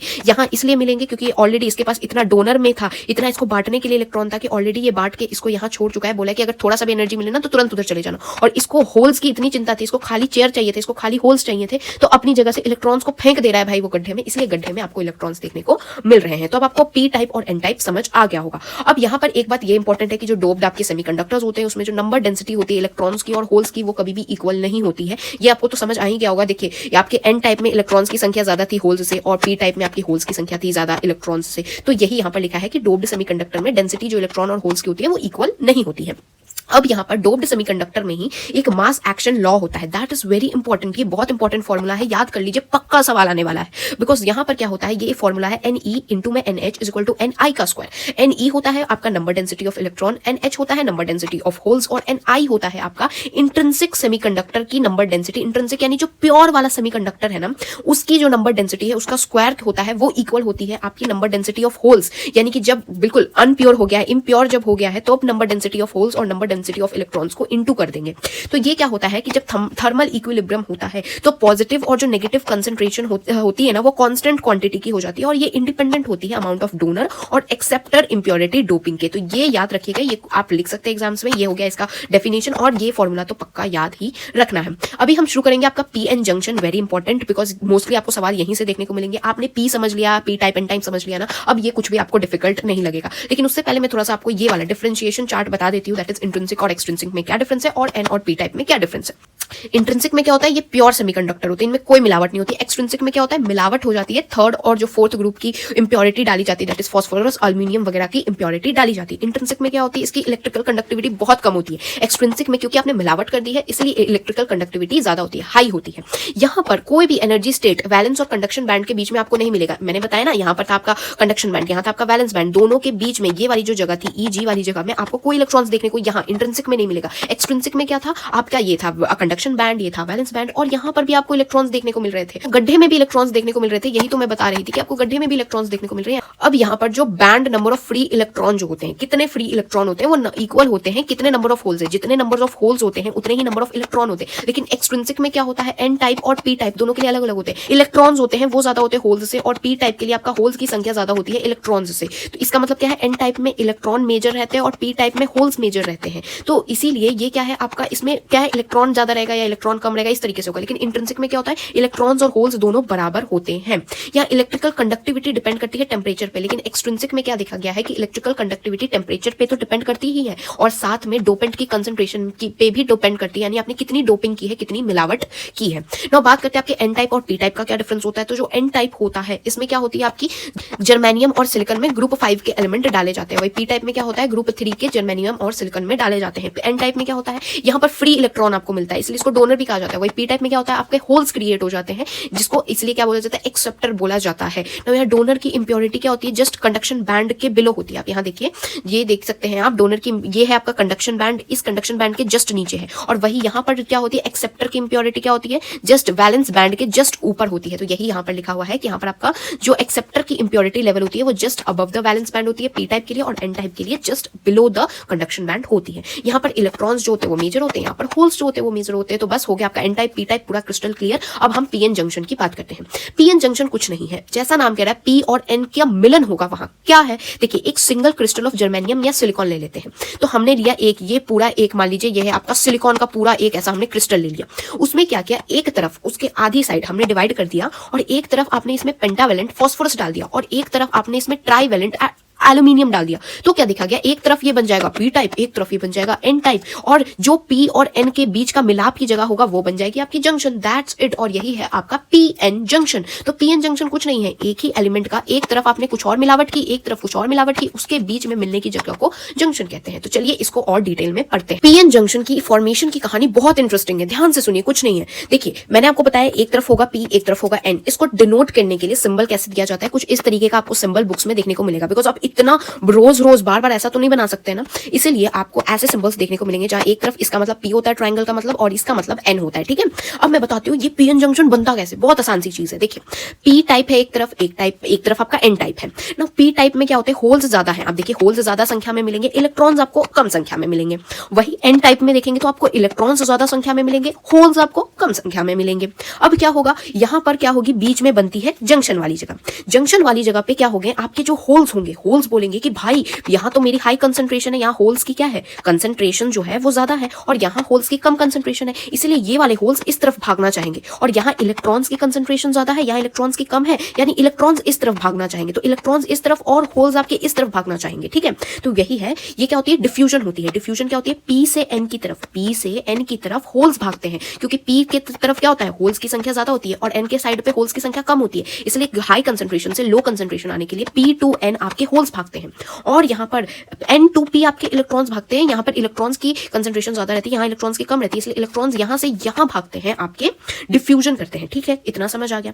अब जब ये होल्स इस तरफ भागेंगे, इलेक्ट्रॉन्स इस तरफ भागेंगे, तो क्या होता है, बीच में ना डिप्लीशन लेयर बन जाती है, यानी कि ये वाले इलेक्ट्रॉन्स और ये वाले होल्स को आप पॉजिटिव चार्ज मान के चलेंगे। ठीक है, तो पॉजिटिव और नेगेटिव, नेगेटिव इस तरफ आ रहा है, पॉजिटिव इस तरफ आ रहा है, मिलके पॉजिटिव नेगेटिव मिलके पूरा तबाही मच जाती है और बीच में बन जाती है डिप्लीशन लेयर। पूरा खत्म, बिल्कुल खत्म, रेगिस्तान है, मरुस्थल है, यहाँ कुछ नहीं आपको मिलेगा, डिप्लीशन हो जाएगी। यानी यहां से पॉजिटिव गया, यहां से नेगेटिव गया, दोनों मिलकर बीच में भस्म हो चुके हैं। दैट इज डिप्लीशन लेयर, जहां पर इमोबाइल आयंस आपको देखने को मिलेंगे। ओके, नाउ यहां पर आपका करंट कैसे चलेगा, देखिए आप देख रहे हैं कि यहां पर मेजॉरिटी जो चार्ज है वो मूवमेंट कर रही है। यहां होल्स मेजॉरिटी में थी तो वो मूवमेंट कर रही है उस तरफ, और यहां इलेक्ट्रॉन्स मेजॉरिटी में थी तो वो मूवमेंट कर रही है इस तरफ। तो यहां पर क्या हो रही है, आपकी मेजॉरिटी चार्ज की मूवमेंट हो रही है, और जब चार्ज की मूवमेंट होती है तो क्या बनता है, करंट बनता है। तो करंट बनेगा और उसी करंट को कहेंगे डिफ्यूजन करंट। यानी डिफ्यूजन के कारण जो आपका मेजॉरिटी चार्ज की मूवमेंट हुई जिससे डिफ्यूजन करंट बना, यही है आपका बेसिकली डिफ्यूजन करंट। और डिफ्यूजन करंट की डायरेक्शन क्या होगी वो खुद ही आप पता लगा सकते हैं। देखिए आपके इलेक्ट्रॉन्स जो है वो इस तरफ जा रहे हैं, आपके होल्स जो है वो इस तरफ आ रहे हैं। होल्स को हमने एपरेंट तो पॉजिटिव चार्ज ही मान के चल रहे हैं, होल्स जो है वो पॉजिटिव चार्ज है। ठीक है, तो क्या है, आपका जो करंट होता है वो किस तरफ फ्लो करता है, ये आपको करंट इलेक्ट्रिसिटी चैप्टर में समझना रहता है। मैं यहाँ बता देती हूँ, पॉजिटिव साइड जो साइन होता है उसी के डायरेक्शन में आपका आई फ्लो करता है, और नेगेटिव साइड के उल्टे डायरेक्शन में आपका आई फ्लो करता है। तो यहाँ पर पॉजिटिव की डायरेक्शन इस तरफ है, इसलिए आई इस तरफ फ्लो करेगा, और नेगेटिव की तरफ डायरेक्शन इस तरफ है, इसलिए आपका आई इस तरफ करेगा उल्टी दिशा में। तो आई आप देखेंगे तो आई की डायरेक्शन क्या है, आपके करंट की डायरेक्शन क्या है, डिफ्यूजन करंट की डायरेक्शन क्या है, P2N है, यानी आपका डिफ्यूजन करंट जो है वो P2N मूवमेंट करता है। तो ये समझ आ गया आपको। अब क्या होगा, अब होता कुछ ऐसा है कि आपके जो इलेक्ट्रॉन्स हैं वो इलेक्ट्रॉन्स यहाँ जा जाके मर रहे हैं और यहाँ से होल्स निकल के जा रहे हैं, यहाँ मर रहे हैं। तो यहाँ से क्या हो रही है, आपकी नेगेटिव चार्ज जो है वो निकल जा रही है, इसीलिए इस वाले बॉर्डर पे सिर्फ पॉजिटिव चार्ज बच जा रही है और यहाँ से आपके पॉजिटिव जो होल्स हैं वो निकल जा रहे हैं, इसलिए इस वाले बॉर्डर पे नेगेटिव चार्ज डेवलप हो जाती है। तो एक तरफ आपकी पॉजिटिव चार्ज होगी, एक तरफ आपकी नेगेटिव चार्ज होगी। तो याद रखिएगा, पॉजिटिव चार्ज किस तरफ है, एन टाइप की साइड है, और नेगेटिव चार्ज किस तरफ है, पी टाइप की साइड है। तो ये समझ आ गया ना आपको, क्योंकि यहाँ से इलेक्ट्रॉन्स निकल के जा रहे हैं तो इस पे आ जाती है पॉजिटिव चार्ज, क्योंकि आपका नेगेटिविटी भाग रहा है, तो इस तरफ आपके पॉजिटिव चार्ज आ गए, इस तरफ आपके नेगेटिव चार्ज आ जाते हैं। अब क्या होता है, अब होता है यहाँ पर खेल शुरू बैरियर पोटेंशियल का। ये हो गया आपका चैप्टर 1 यानी शुरुआत कैसे हुई। अब चैप्टर 2 है इस मूवी का। चैप्टर 2 में क्या होता है, अब यहाँ पर डेवलप जो हुई ना पॉजिटिव और नेगेटिव चार्ज, अब बोलता है अब अगर होल्स इस तरफ आने की कोशिश करेंगे तो ये बीइंग अ पॉजिटिव चार्ज, इस पॉजिटिव और ये दोनों आपस को रिपेल करेंगे और ये पॉजिटिव बोलेगा अब आना नहीं इस तरफ, ये क्या है सरहद पे खड़े हो चुके हैं, ये अब इसको आने नहीं देंगे। और यहाँ पर ये जो नेगेटिव की लेयर बन चुकी है, अब इस वाले नेगेटिव को ये नेगेटिव नहीं आने देंगे, यहाँ वाले नेगेटिव अब उधर नहीं जा पाएंगे बिकॉज यहाँ तो नेगेटिव की लेयर बन गई है।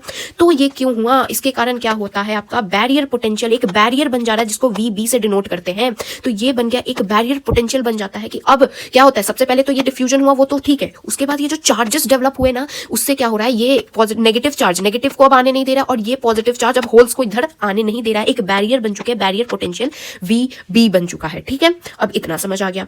अब इसका है चैप्टर 3 शुरू होता है। चैप्टर 3 में क्या होता है, आपका यहाँ पॉजिटिव है, आपका यहाँ नेगेटिव है। अब ये पॉजिटिव और नेगेटिव अंदर ही अंदर इलेक्ट्रिक फील्ड को जनरेट करा देते हैं, पॉजिटिव टू नेगेटिव आपका इलेक्ट्रिक फील्ड जाता है। तो आपका ई जो इलेक्ट्रिक फील्ड है ये पॉजिटिव टू नेगेटिव आपका अंदर ही इलेक्ट्रिक फील्ड जनरेट हो जाती है। और फिर यहाँ एक कंसेप्ट आता है आपका ड्रिफ्ट करंट का। ड्रिफ्ट करंट का क्या कंसेप्ट होता है ना, यहाँ पर आपके जो मेजॉरिटी चार्ज थे वो मूव कर रहे थे चैप्टर 1 में। जब हमने चैप्टर 1 देखा, चैप्टर 1 इन द सेंस वो नहीं, चैप्टर 1 नहीं, आई मीन जो आपके मूवी का फर्स्ट पार्ट था उसमें हमने देखा था कि डिफ्यूजन चली थी। तो क्या हुआ था, मेजॉरिटी वाले जो है होल्स इस तरफ आ रहे थे, यहाँ के मेजॉरिटी के इलेक्ट्रॉन्स इस तरफ जा रहे थे। मगर अब क्योंकि यहाँ पर बैरियर पोटेंशियल वगैरह की हो गई है तो अब होती है यहाँ पर क्या, यहाँ पर आती है कि अब जो माइनॉरिटी वाले हैं, यहाँ पर होल्स माइनॉरिटी में थे, यहाँ इलेक्ट्रॉन्स माइनॉरिटी में थे, तो अब ये माइनॉरिटी को सपोर्ट करते हैं। अब होल्स को बोलते हैं कि जा सकते हो भाई तुम उस तरफ जाओ, होल्स उस तरफ जाओ, और इलेक्ट्रॉन्स को बोलते हैं हाँ भाई इलेक्ट्रॉन उस तरफ जाओ। क्यों, ऑब्वियसली बिकॉज यहाँ पर पॉजिटिव डेवलप हो गया तो ये तो नेगेटिव को आने ही देगा, और यहाँ पर आपका नेगेटिव डेवलप हो गया तो ये तो पॉजिटिव होल्स को तो आने ही देंगे। तो ये क्या होती है, यहाँ पर हो जाती है drift current produce. Drift current क्या होता है, धीरे धीरे खिसक के ड्रिफ्ट कर करके क्या होते हैं, यहाँ पर आपके जो माइनॉरिटी वाले हैं, यहाँ क्या होता है आपका जो एन टाइप होता है उसमें इलेक्ट्रॉन मेजॉरिटी के होते हैं, लेकिन अब तख्ता पलट हो चुकी है, यहाँ पर अब माइनॉरिटी का राज चल रहा है। अब माइनॉरिटी घिसड़ के आगे बढ़ रहे हैं और यही है इनकी डायरेक्शन होती है N2P, N से P की डायरेक्शन में जाते हैं। अब ये मत समझिए कि ये इलेक्ट्रॉन्स तो P से N की डायरेक्शन में आ रहे हैं, नहीं। करंट की डायरेक्शन क्या होती है, आपके पॉजिटिव के डायरेक्शन की तरफ ही होती है करंट की डायरेक्शन, और नेगेटिव के उल्टा। तो आपका पॉजिटिव इस तरफ जा रहा है तो आपका करंट भी इसी तरफ प्रोड्यूस हो रहा होगा, और आपका नेगेटिव इस तरफ जा रहा है तो आपका करंट भी इसी तरफ प्रोड्यूस हो रहा होगा, बिकॉज नेगेटिव के ये नेगेटिव जा रहा है तो इसके उल्टा आपका I होता है। तो I जो है वो आप क्या देखेंगे, N2P जा रहा है आपका I, that is drift current आपका N2P जाता है, और वही आपका डिफ्यूजन करंट P2N जाता है। तो ये हुई तख्ता पलट, अब माइनॉरिटी की राज चल रही है, पहले मेजॉरिटी चल रहे थे तब डिफ्यूजन हुआ था। नाउ ये क्या है, आपका पॉजिटिव वाली साइड को हाई पोटेंशियल कहते हैं, नेगेटिव वाले साइड को लो पोटेंशियल कहते हैं। तो यहाँ पर जब ग्राफ प्लॉट करते हैं ना तो लो से हाई की तरफ जा रहा है, इसलिए ऐसा कुछ होता है, लो पोटेंशियल से हाई पोटेंशियल जा रहा है, और लो से हाई के बीच के गैप को ही VB, that is what barrier potential कहते हैं। बैरियर जब लो पोटेंशियल है उसका बैरियर क्रॉस करके ही तो हाई पोटेंशियल पे जा रहा होगा। अब ये जो VB है दैट इज बैरियर पोटेंशियल जो है वो डिपेंड किस पे करता है, सबसे पहले आपका सेमीकंडक्टर का नेचर क्या है उस पर डिपेंड करेगा, नेक्स्ट टेम्परेचर क्या है उस पर डिपेंड करेगा, और अमाउंट ऑफ डोपिंग पे डिपेंड करेगा, यानी कितनी आपने मिलावट कर रखी है उस पर डिपेंड करेगा। अब रूम टेम्परेचर पे ये जो VB होता है, यानी जो ये बैरियर पोटेंशियल होता है, ये रोकने की जो क्षमता होती है इसकी, ये जो रोक लेता है बैरियर पोटेंशियल की अब आना मत, यहाँ पर अब मत आना, ये रूम टेम्परेचर पे कितना होता है, जर्मेनियम के लिए होती है 0.3 वोल्ट और सिलिकॉन के लिए होती है 0.7 वोल्ट। यानी अगर आपको बैरियर पोटेंशियल तोड़ना है तो बस इतनी देनी पड़ेगी, तो ये बैरियर पोटेंशियल टूट के हाई पोटेंशियल की तरफ जा सकते हैं। और ये सब चीजें अब आपको समझ आ गई होंगी, और अभी जो मैंने ये समझाया ना ये बिल्कुल सेकंड्स में, मिली सेकंड्स में ये सारी प्रोसेसेस हो जाती हैं। तो आई होप आपको समझ आ गया होगा ये P और N जंक्शन कैसे होती है। अब क्या होगा, हम इसमें अटैच करने वाले हैं बैटरी, वो हम मैं आगे आपको बताती हूँ। बस ये जो बैरियर पोटेंशियल रोक ले रहा है ना उससे कैसे ओवरकम करें हम लोग। तो अब ये जो आपका बैरियर पोटेंशियल है चीजें आगे बढ़ने दे नहीं रहा है, तो अब हम लगाने वाले हैं बैटरी अपने PN जंक्शन पे। तो ये है आपका PN जंक्शन, ये है आपका PN जंक्शन, हम लगाएंगे बैटरी, एक बार सीधा और एक बार उल्टा करके बैटरी लगाएंगे। तो जब सीधा लगाएंगे जाएंगे तो फॉरवर्ड बाइसिंग कहते हैं, एंड देन रिवर्स बाइसिंग कहते हैं। तो फॉरवर्ड बाइसिंग में क्या होता है, पॉजिटिव जो होता है वो पी की तरफ अटैच होता है और नेगेटिव जो होता है वो एन की तरफ अटैच होता है। वही रिवर्स में क्या होता है, नेगेटिव जो होता है वो पी की तरफ अटैच होता है, पॉजिटिव जो होता है वो एन की तरफ अटैच होता है। नाउ फॉरवर्ड बाइसिंग में क्या हो रहा है, फॉरवर्ड बाइसिंग में ऐसा होता है कि जो पॉजिटिव जो है वो पी की तरफ अटैच्ड है, इसलिए क्या होगा, यहां से जो आपके होल्स होंगे दैट इज पॉजिटिव चार्ज, वो मूव करेंगे इस तरफ। ऑब्वियसली ये जो पॉजिटिव वाले हैं वो नेगेटिव की तरफ इस तरफ मूव करेंगे। तो इस तरफ जब मूव होता है तो उसको क्या बोलते हैं, डिफ्यूजन करंट। डिफ्यूजन करंट में ही तो जब मेजॉरिटी की मूवमेंट होती है तो डिफ्यूजन करंट होता है। तो जब मेजॉरिटी की मूवमेंट होने लगी तो यहाँ क्या होता है, आपका डिफ्यूजन करंट बनता है दैट इज मिली एम्पियर में बनता है। ठीक है, मिली एम्पियर, और मिली एम्पियर भी बहुत है, मतलब मिली मतलब वैसा मत समझिए, यहाँ सेमीकंडक्टर्स के लिए मिली एम्पियर बहुत है। और ये आपके मेजॉरिटी को सपोर्ट करता है, यानी यहाँ होल्स मेजॉरिटी में तो होल्स को इस तरफ भेजता है, यहाँ इलेक्ट्रॉन्स मेजॉरिटी में तो इलेक्ट्रॉन्स इस तरफ जाते हैं, बिकॉज करंट की उल्टी दिशा में आपके इलेक्ट्रॉन्स बहते हैं। ओके, इसका जो इफेक्टिव रेजिस्टेंस होता है पीएन जंक्शन का वो कम हो जाता है, रेजिस्टेंस कम हो जाता है। और यहाँ जो बैरियर पोटेंशियल था, ये जो रोक के बैठा हुआ था, अब यहाँ पर आपका जो मेजॉरिटी है उसको इधर नहीं जाने दे रहा था, और नहीं तो किसको सपोर्ट कर रहा था, माइनॉरिटी को सपोर्ट कर रहा था। इसको बैरियर पोटेंशियल को घटा देता है, कम कर देता है। अब यहाँ पर क्या देखा गया कि जो डिप्लीशन लेयर है वो पतली हो गई है। यहाँ पर जो मर मर के जो सारी लाशें बिछ रही थी, यहाँ पर वो लास्ट की जो लेयर है ना वो कम हो गई, डिप्लीशन लेयर घट जाती है फॉरवर्ड बाइसिंग में। ठीक है, यहाँ पर एक ग्राफ भी है जहां आप देख सकते हैं कि इनिशियल जो है, और जब आपने बैटरी लगाई पहले में क्या आपने देखा कि आपका हाई पोटेंशियल जाने नहीं दे रहा, फिर धीरे धीरे ग्राफ जो है वो नीचे आते जा रहा है। वही रिवर्स बाइसिंग में क्या होता है, रिवर्स बाइसिंग में इसका बिल्कुल उल्टा होगा। यहाँ पर क्या होगा, नेगेटिव को आपने पी से अटैच कर रखा है, पॉजिटिव को आपने एन से अटैच कर रखा है, इसलिए यहाँ क्या होता है आपका, यहाँ पर ये ड्रिफ्ट जो आपका करंट होता है, ड्रिफ्ट करंट को सपोर्ट करता है, ये माइनॉरिटी को सपोर्ट करता है। यानी अब ये होल्स जो है इस तरफ मूवमेंट करेंगे, बिकॉज ऑब्वियसली यहाँ नेगेटिव है तो पॉजिटिव को इस तरफ जाना होगा, और जब पॉजिटिव को इस तरफ जाएंगे तो ऑब्वियसली ये होल्स का सपोर्ट हो रहा है, और इस तरफ होल्स जो है वो माइनॉरिटी के हैं, और जब माइनॉरिटी का सपोर्ट हो रहा है यानी ड्रिफ्ट करंट प्रोड्यूस हो गया। और ड्रिफ्ट करंट जो होती है वो आपकी माइक्रो एम्पियर में होती है, यानी कि यहाँ मिली एम्पियर में हो रही थी जब फॉरवर्ड बाइस कर रहे थे, यहाँ पर आपकी क्योंकि ड्रिफ्ट करंट है इसलिए माइक्रो, बहुत छोटी बहुत कम होती है भाई, घिसर घिसर के चल रहे, ड्रिफ्ट बहुत छोटी होती है ना। और यहाँ डिफ्यूजन करंट बिल्कुल जीरो हो जाती है, डिफ्यूजन करंट नहीं होती है यहाँ पर। ठीक है, अब यहाँ पर इफेक्टिव रेसिस्टेंस जो होती है वो बढ़ जाती है, यहाँ पर रेसिस्टेंस ज्यादा हो जाती है, यहाँ रेसिस्टेंस घट गई थी, फॉरवर्ड में रिवर्स करेंगे तो रेसिस्टेंस बढ़ जाती है, और यहाँ पर जो बैरियर पोटेंशियल है वो भी बढ़ जाता है, बिकॉज ऑब्वियसली अब माइनॉरिटी का राज चल रहा है तो बैरियर पोटेंशियल बढ़ जाएगा और बोलेगा अब मैं मेजॉरिटी को तो इधर आने नहीं दूंगा। तो बैरियर पोटेंशियल बढ़ जाता है, इसीलिए इसमें क्या करते हैं आप VO प्लस में V करेंगे, यानी अगर आपने 3 वोल्ट की बैटरी लगाई है और उल्टे में लगा दी है तो क्या होगा, अगर यहाँ पर इसके 2 वोल्ट का अगर आपका बैरियर पोटेंशियल है और यहाँ 3 वोल्ट की आपने उल्टी बैटरी लगा दी है ना, तो मिलके 5 वोल्ट हो जाता है। तो ये हो गया बैरियर पोटेंशियल बढ़ जाता है। देखिए पहले में इतना था और फिर और बढ़ ही रहा है, इसमें क्या हो रहा है, घट रहा है, पहले 1 2 3 नीचे होते जा रहा है, यहाँ बढ़ते जा रहा है आपका ग्राफ। और क्या देखने को मिला कि आपका डिप्लीशन लेयर की विड्थ भी बढ़ गई है, इसकी मोटाई बढ़ गई है। यहाँ पर डिप्लीशन लेयर की विड्थ छोटी हो गई थी फॉरवर्ड बाइसिंग में, रिवर्स बाइसिंग में ये उल्टा हो गया, मतलब पूरा आपको उल्टा देखने को मिल रहा है। अब यहाँ पर ना एक IV कैरेक्टरिस्टिक का पीएन जंक्शन डायोड जो है, ये फॉरवर्ड और रिवर्स का ना हम ग्राफ देखते हैं, graph is very important. Okay, तो इसमें क्या देखा गया, आपका यही वाली सेम चीज लिख रखी है। तो P को कैसे डिनोट करेंगे, ऐसे ट्रायंगल से, और N को ऐसे, इसीलिए यहाँ पर हमने क्या किया है, P और N ऐसे डिनोट किया है। यहाँ पर P को हमने प्लस से जोड़ा है और N को हमने माइनस से जोड़ा है, इसलिए ये क्या है, फॉरवर्ड बाइस है। रिवर्स बाइसिंग में क्या है, P को आपने नेगेटिव से जोड़ा है और N को आपने पॉजिटिव से जोड़ा है। इसमें क्या होता है, फॉरवर्ड बाइसिंग में आपका मिली एम्पियर में करंट बनता है, वही आपका रिवर्स बाइसिंग में माइक्रो एम्पियर, बहुत कम, बिकॉज यहाँ पर ड्रिफ्ट करंट के कारण होता है, इसलिए ड्रिफ्ट करंट बहुत माइक्रो में होता है। यहाँ पर क्या होता है, आपका डिफ्यूजन करंट के कारण होता है, इसलिए मिली एम्पियर में हम देखने वाले हैं। यहाँ फॉरवर्ड बाइसिंग में क्या देखा गया कि आपका जो VI ग्राफ होता है, ओम्स लॉ क्लास 10th में हम पढ़ते हैं, VI ग्राफ, जिसका बोला जाता है कि जब V और I को प्लॉट किया जाता है तो एक स्ट्रेट लाइन ग्राफ बनता है, मगर यहाँ ओम्स लॉ फॉलो नहीं होते, बिकॉज ओम्स लॉ कंडक्टर्स के लिए फॉलो होते हैं, सेमी कंडक्टर के लिए आपके ओम्स लॉ नहीं होते हैं। तो यहाँ क्या होती है, आपकी VI ग्राफ एक स्ट्रेट लाइन नहीं दिखती है। यहाँ पर आप जो ग्राफ देख रहे हैं ना, ये बेसिकली फॉरवर्ड और जो रिवर्स बाइस है दोनों का कंबाइन करके है। इस तरफ वाला जो है ना, ये वाला फर्स्ट क्वाड्रेंट जो है आपका, फर्स्ट क्वाड्रेंट में आपका फॉरवर्ड बाइस दिखाया गया है, वही आपका जो थर्ड क्वाड्रेंट है उसमें आपका रिवर्स बाइस दिखाया गया है। तो सबसे पहले मैं आपको फॉरवर्ड बाइस का बता देती हूँ। फॉरवर्ड बाइस में क्या है, आपने यहाँ क्या लिया है, मिली एम्पियर में चीजें ली है। यहाँ पर जब आपने I और V का ग्राफ प्लॉट किया तो क्या देखा गया कि सबसे पहले तो बिल्कुल कुछ चेंज नहीं हो रहा है, लेकिन जैसे ही एक नी वोल्टेज आ रही है वैसे ही करंट बिल्कुल बढ़ जा रहा है आपका। तो यहाँ क्या है, कुछ वोल्टेज तक बिल्कुल चेंज नहीं हो रहा है, नी वोल्टेज के बाद चीजें आगे चल रही है ना। अब यहाँ पर और क्या चीजें इंपॉर्टेंट है कि सबसे पहले इनिशियल करंट जो होता है वो बहुत स्लो होता है, जब तक कि कोई थ्रेशोल्ड या कट इन वोल्टेज नहीं आती। कट इन वोल्टेज, थ्रेशोल्ड, ये क्या है, आपका नी वोल्टेज को ही कहते हैं। जैसे आपका क्या है, 0.3 वोल्ट जर्मेनियम के लिए, 0.7 वोल्ट सिलिकॉन के लिए है, और जैसे ही ये आ जाएगी वैसे ही ग्राफ फिर ऊपर बढ़ने वाला है। ठीक है, ये क्या हो गया, आपका फॉरवर्ड बाइस का ग्राफ हो गया। अब रिवर्स बाइस में क्या होता है, इसमें क्या होगा, रिवर्स बाइस में सबसे पहले तो बहुत ही स्मॉल करंट होगा, बिकॉज ड्रिफ्ट करंट के कारण हो रही है। ऊपर से यहाँ क्या देखा गया ना कि ये है आपका ड्रिफ्ट करंट के कारण चीजें यहाँ आपके थर्ड क्वाड्रेंट में चल रही है। यहाँ देखा गया कि शुरू में बहुत छोटा छोटा छोटा छोटा छोटा छोटा, फिर जैसे ही ब्रेक डाउन वोल्टेज आता है, ये क्या है, ब्रेकडाउन वोल्टेज इस वाली जगह को कहेंगे, और ये वाले रीजन को ब्रेकडाउन रीजन कहते हैं। जैसे ही ब्रेकडाउन रीजन आता है वैसे ही करंट बिल्कुल पटाख से बढ़ जाता है। तो ये क्या है, ये है आपका रिवर्स बायस का ग्राफ, और आपको एग्जाम में ये साथ में ही बनाने को आने वाला है। तो क्या देखा गया है कि आपका जो रिवर्स बायस है उसमें क्या होता है, स्मॉल, बहुत ही स्मॉल आपको करंट प्रोड्यूस देखने को मिलेगा। फिर आता है जेनर ब्रेकडाउन, जेनर ब्रेकडाउन ये है वो, और उसके बाद बिल्कुल ऐसे देखिए बढ़ गया करंट। ये क्यों होता है, ये पहले पढ़ना था, अब आपका डिलीटेड है वो पार्ट। बस इतना समझ आइए ना कि क्या होते हैं ना कि ये जब ये करंट हम लोग उल्टा अपने बैटरी कनेक्ट कर रखी है, तो जब उल्टे में करंट बढ़ते जाता है ना, तब क्या होता है, यहाँ इसके अंदर के जो इलेक्ट्रॉन्स है ना, वो एटम्स के अंदर के इलेक्ट्रॉन्स फ्री होने लगते हैं और एक दूसरे को धक्के मारने लगते हैं। वो सब बिल्कुल मतलब अब तो सिलेबस में नहीं है आपके, इसी के कारण ये अचानक से बढ़ता है। मगर आपको बस अभी के लिए इतना याद रखना है, that is VI characteristic graph PN जो डायोड होता है उसका क्या है। Okay, now it's all clear. मैं आपको एक बार बिल्कुल कंफर्म कर देना चाहती हूँ कि यहाँ पर आपका माइक्रो जो करंट होता है ना, माइक्रो एम्पियर में होता है रिवर्स बायस के लिए। फॉरवर्ड बायस में क्या होता है, आपका मिली एम्पियर में होता है। तो जो भी आपका करंट प्रोड्यूस होता है ना, वो कभी भी आपका रिवर्स बायस से प्रोड्यूस नहीं होगा। आप सोचिए, माइक्रो में चीजें चल रही है, रिवर्स बायस का कोई काम नहीं है। जो भी करंट प्रोड्यूस होगा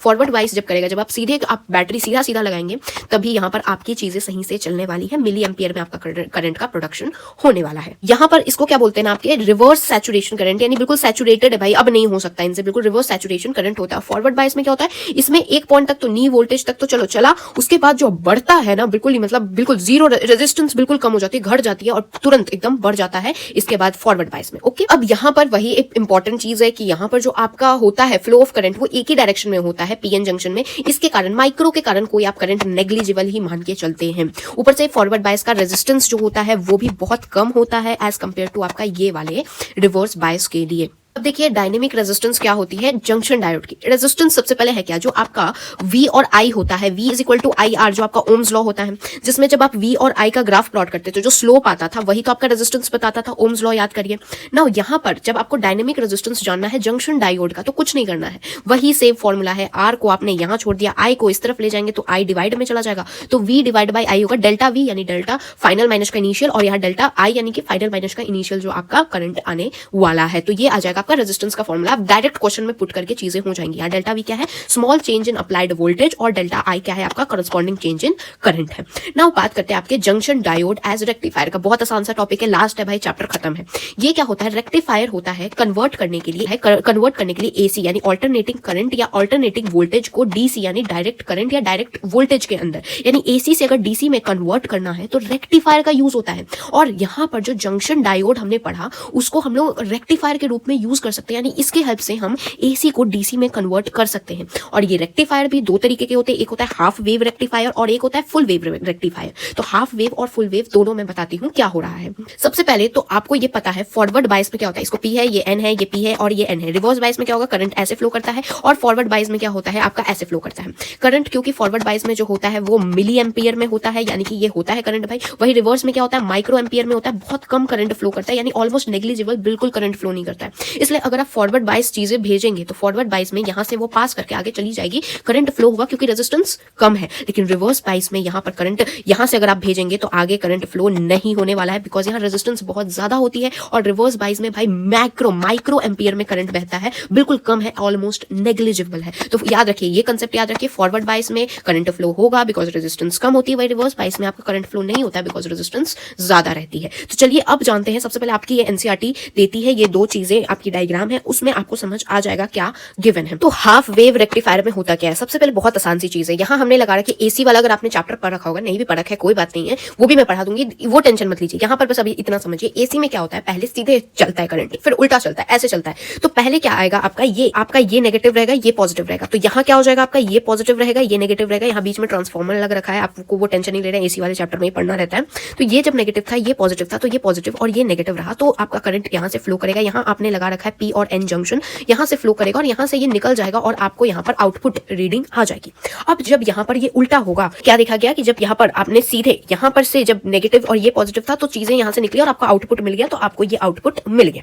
नाउ नेक्स्ट क्या है, नेक्स्ट जब यहाँ पॉजिटिव यहाँ नेगेटिव, तो यहाँ नेगेटिव यहाँ पॉजिटिव हो जाएगा। और जब यहाँ नेगेटिव यहाँ पॉजिटिव होगा तो करंट कैसे फ्लो करेगा, करंट ऐसे फ्लो करने लगेगा और करंट यहाँ से एंट्री लेना चाहेगा। और मैंने बताया अगर करंट यहाँ से एंट्री लेगा तो रिवर्स बायस है भाई, करंट बिल्कुल नहीं होगा बिकॉज रेजिस्टेंस ज्यादा होती है और बहुत बिल्कुल नेग्लिजिबल करंट रहता है, इसीलिए जब करंट यहाँ ये रेड वाला जब सिंबल्स आएंगे यूज में, तो यहाँ पर क्या होंगे, आपके यहाँ से करंट एंटर करना चाहेगा और करंट नहीं करेगा, इसलिए आपको आउटपुट नहीं मिलने वाला है। इसीलिए जब सेकंड वाला आप देखेंगे तो इसका आउटपुट कुछ नहीं मिला।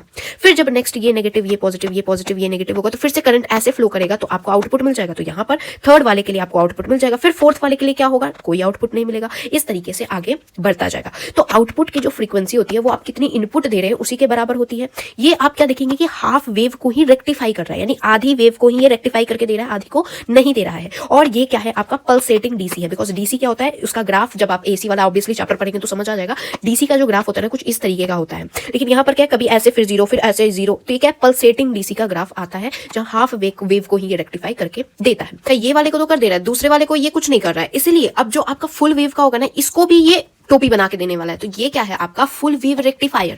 फुल वेव रेक्टिफायर में कुछ नहीं है, आपने 2 पीएन जंक्शंस लगाए हैं। इसमें क्या, आपने डायोड एक ऐसे लगाया और एक डायोड इधर लगाया है, ठीक है।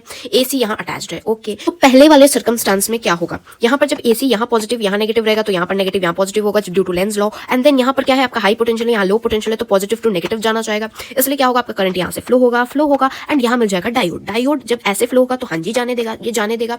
एंड देन ये क्या करेगा, आगे बढ़ेगा, लेकिन आगे जो डायोड मिलेगा ये इसको जाने नहीं देगा, बिकॉज ये उल्टा लगा हुआ है। ये देखिए ऐसे डायोड लगा हुआ है ना, तो अब इसको यहाँ जाने नहीं देगा। तो क्या होगा, जो करंट यहाँ से आया ना बिल्कुल यहाँ से निकल जाएगा ये, और यहाँ आपका रजिस्टर पे आपको आउटपुट दिख जाएगा। तो ये क्या हुआ, आपको पहला आउटपुट दिख गया, यानी कि आपका जो पहला ग्राफ आपने भेजा उस ग्राफ का आपको पहला आउटपुट मिल गया। अब क्या होगा, एसी जब यहाँ नेगेटिव और यहाँ पॉजिटिव होगा तो यहाँ पॉजिटिव यहाँ नेगेटिव हो जाएगा, तो यहाँ से अब ऐसे जाएगी करंट। तो जब उल्टा करंट जाएगी तो यहाँ से ये डायोड जाने देगा, मगर जैसे ही ये इधर आएगी, यानी ये वाले डायोड को पास करके करंट इस तरफ आएगी, तो ये डायोड जाने नहीं देगा। इसलिए करंट यहाँ से अपना रास्ता बदल के यहाँ आ जाएगी और आपको आउटपुट हो जाएगा। यानी यहाँ क्या है, 2 डायोड्स है, एक पास करवा दे रहा है तो एक पास नहीं करा रहा है, एक अगर ये वाला पास करा दे रहा है तो ये वाला पास नहीं करा रहा है। तो जिससे क्या हो रहा है, यहाँ पर आपके ग्राफ में क्या देखा गया है कि आप जो भी भेज रहे हैं तो आपका डीसी सारे कैप्स के लिए बना दे रहा है, यानी जो पलटे हुए ना उनको भी सीधा कर दे रहा है, और जो सीधे हैं उनको तो वो तो कर ही रहा है। तो ये क्या है, आपने 2 डायोड्स लगा के चीजों को बदल दिया। तो जब आप देखेंगे कि आउटपुट फ्रीक्वेंसी इसकी कितनी आई, तो वो होती है 2 में इनपुट फ्रीक्वेंसी। यानी आप खुद देखिए आपने कितने इनपुट दिए, 1 और 2 इनपुट गया है, और आउटपुट कितने बना के भेजा, 1 2 3 4 आउटपुट्स बना के भेजा है। लेकिन आउटपुट है किसके कारण, ये सेम डायोड्स के कारण नहीं है। कभी डायोड 1 कर रहा है, कभी डायोड 2 के कारण आउटपुट मिल रहा है, फिर डायोड 1 डायोड 2, ऐसे चीजें चल रही है। यहाँ पर भी आपका पल्सेटिंग डीसी ही होता है, बिकॉज डीसी का जो ग्राफ होता है ना, मैं फिर से बता दे रही हूँ, कुछ इस तरीके का होता है। मगर यहाँ पर आप देखेंगे कभी ऐसे हो रहा है, ऐसे हो रहा है, ऐसे हो रहा है, तो ये क्या है, आपका पल्सेटिंग डीसी है। मगर ऐसा आपका कुछ ग्राफ देखने को मिलता है डीसी का, अगर आप एक्चुअल ग्राफ देखेंगे तो ये हो गया आपका फुल वेव को कैसे रेक्टिफाई कर चुका है। यहाँ आउटपुट जो होती है 2 में इनपुट की फ्रीक्वेंसी के बराबर आती है। नाउ यहाँ पर एक चीज यहाँ क्या है, टैप सेंटर की चीज है, सेंटर टैप है। यहाँ पर क्या है, घूम के यहाँ से जाके यहाँ से आके और फिर यहाँ सेंटर टैप में मिलके वापस से ट्रांसफॉर्मर पे चला जा रहा है, सर्किट कंप्लीट हो जा रही है। वैसे जब यहाँ पर आपका पॉजिटिव था तो जब ऐसे जा रहा होगा तो यहाँ से डायोड से जाएगा और यहाँ से आके फिर आपका सेंटर टैप से मिल जाएगा, ठीक है।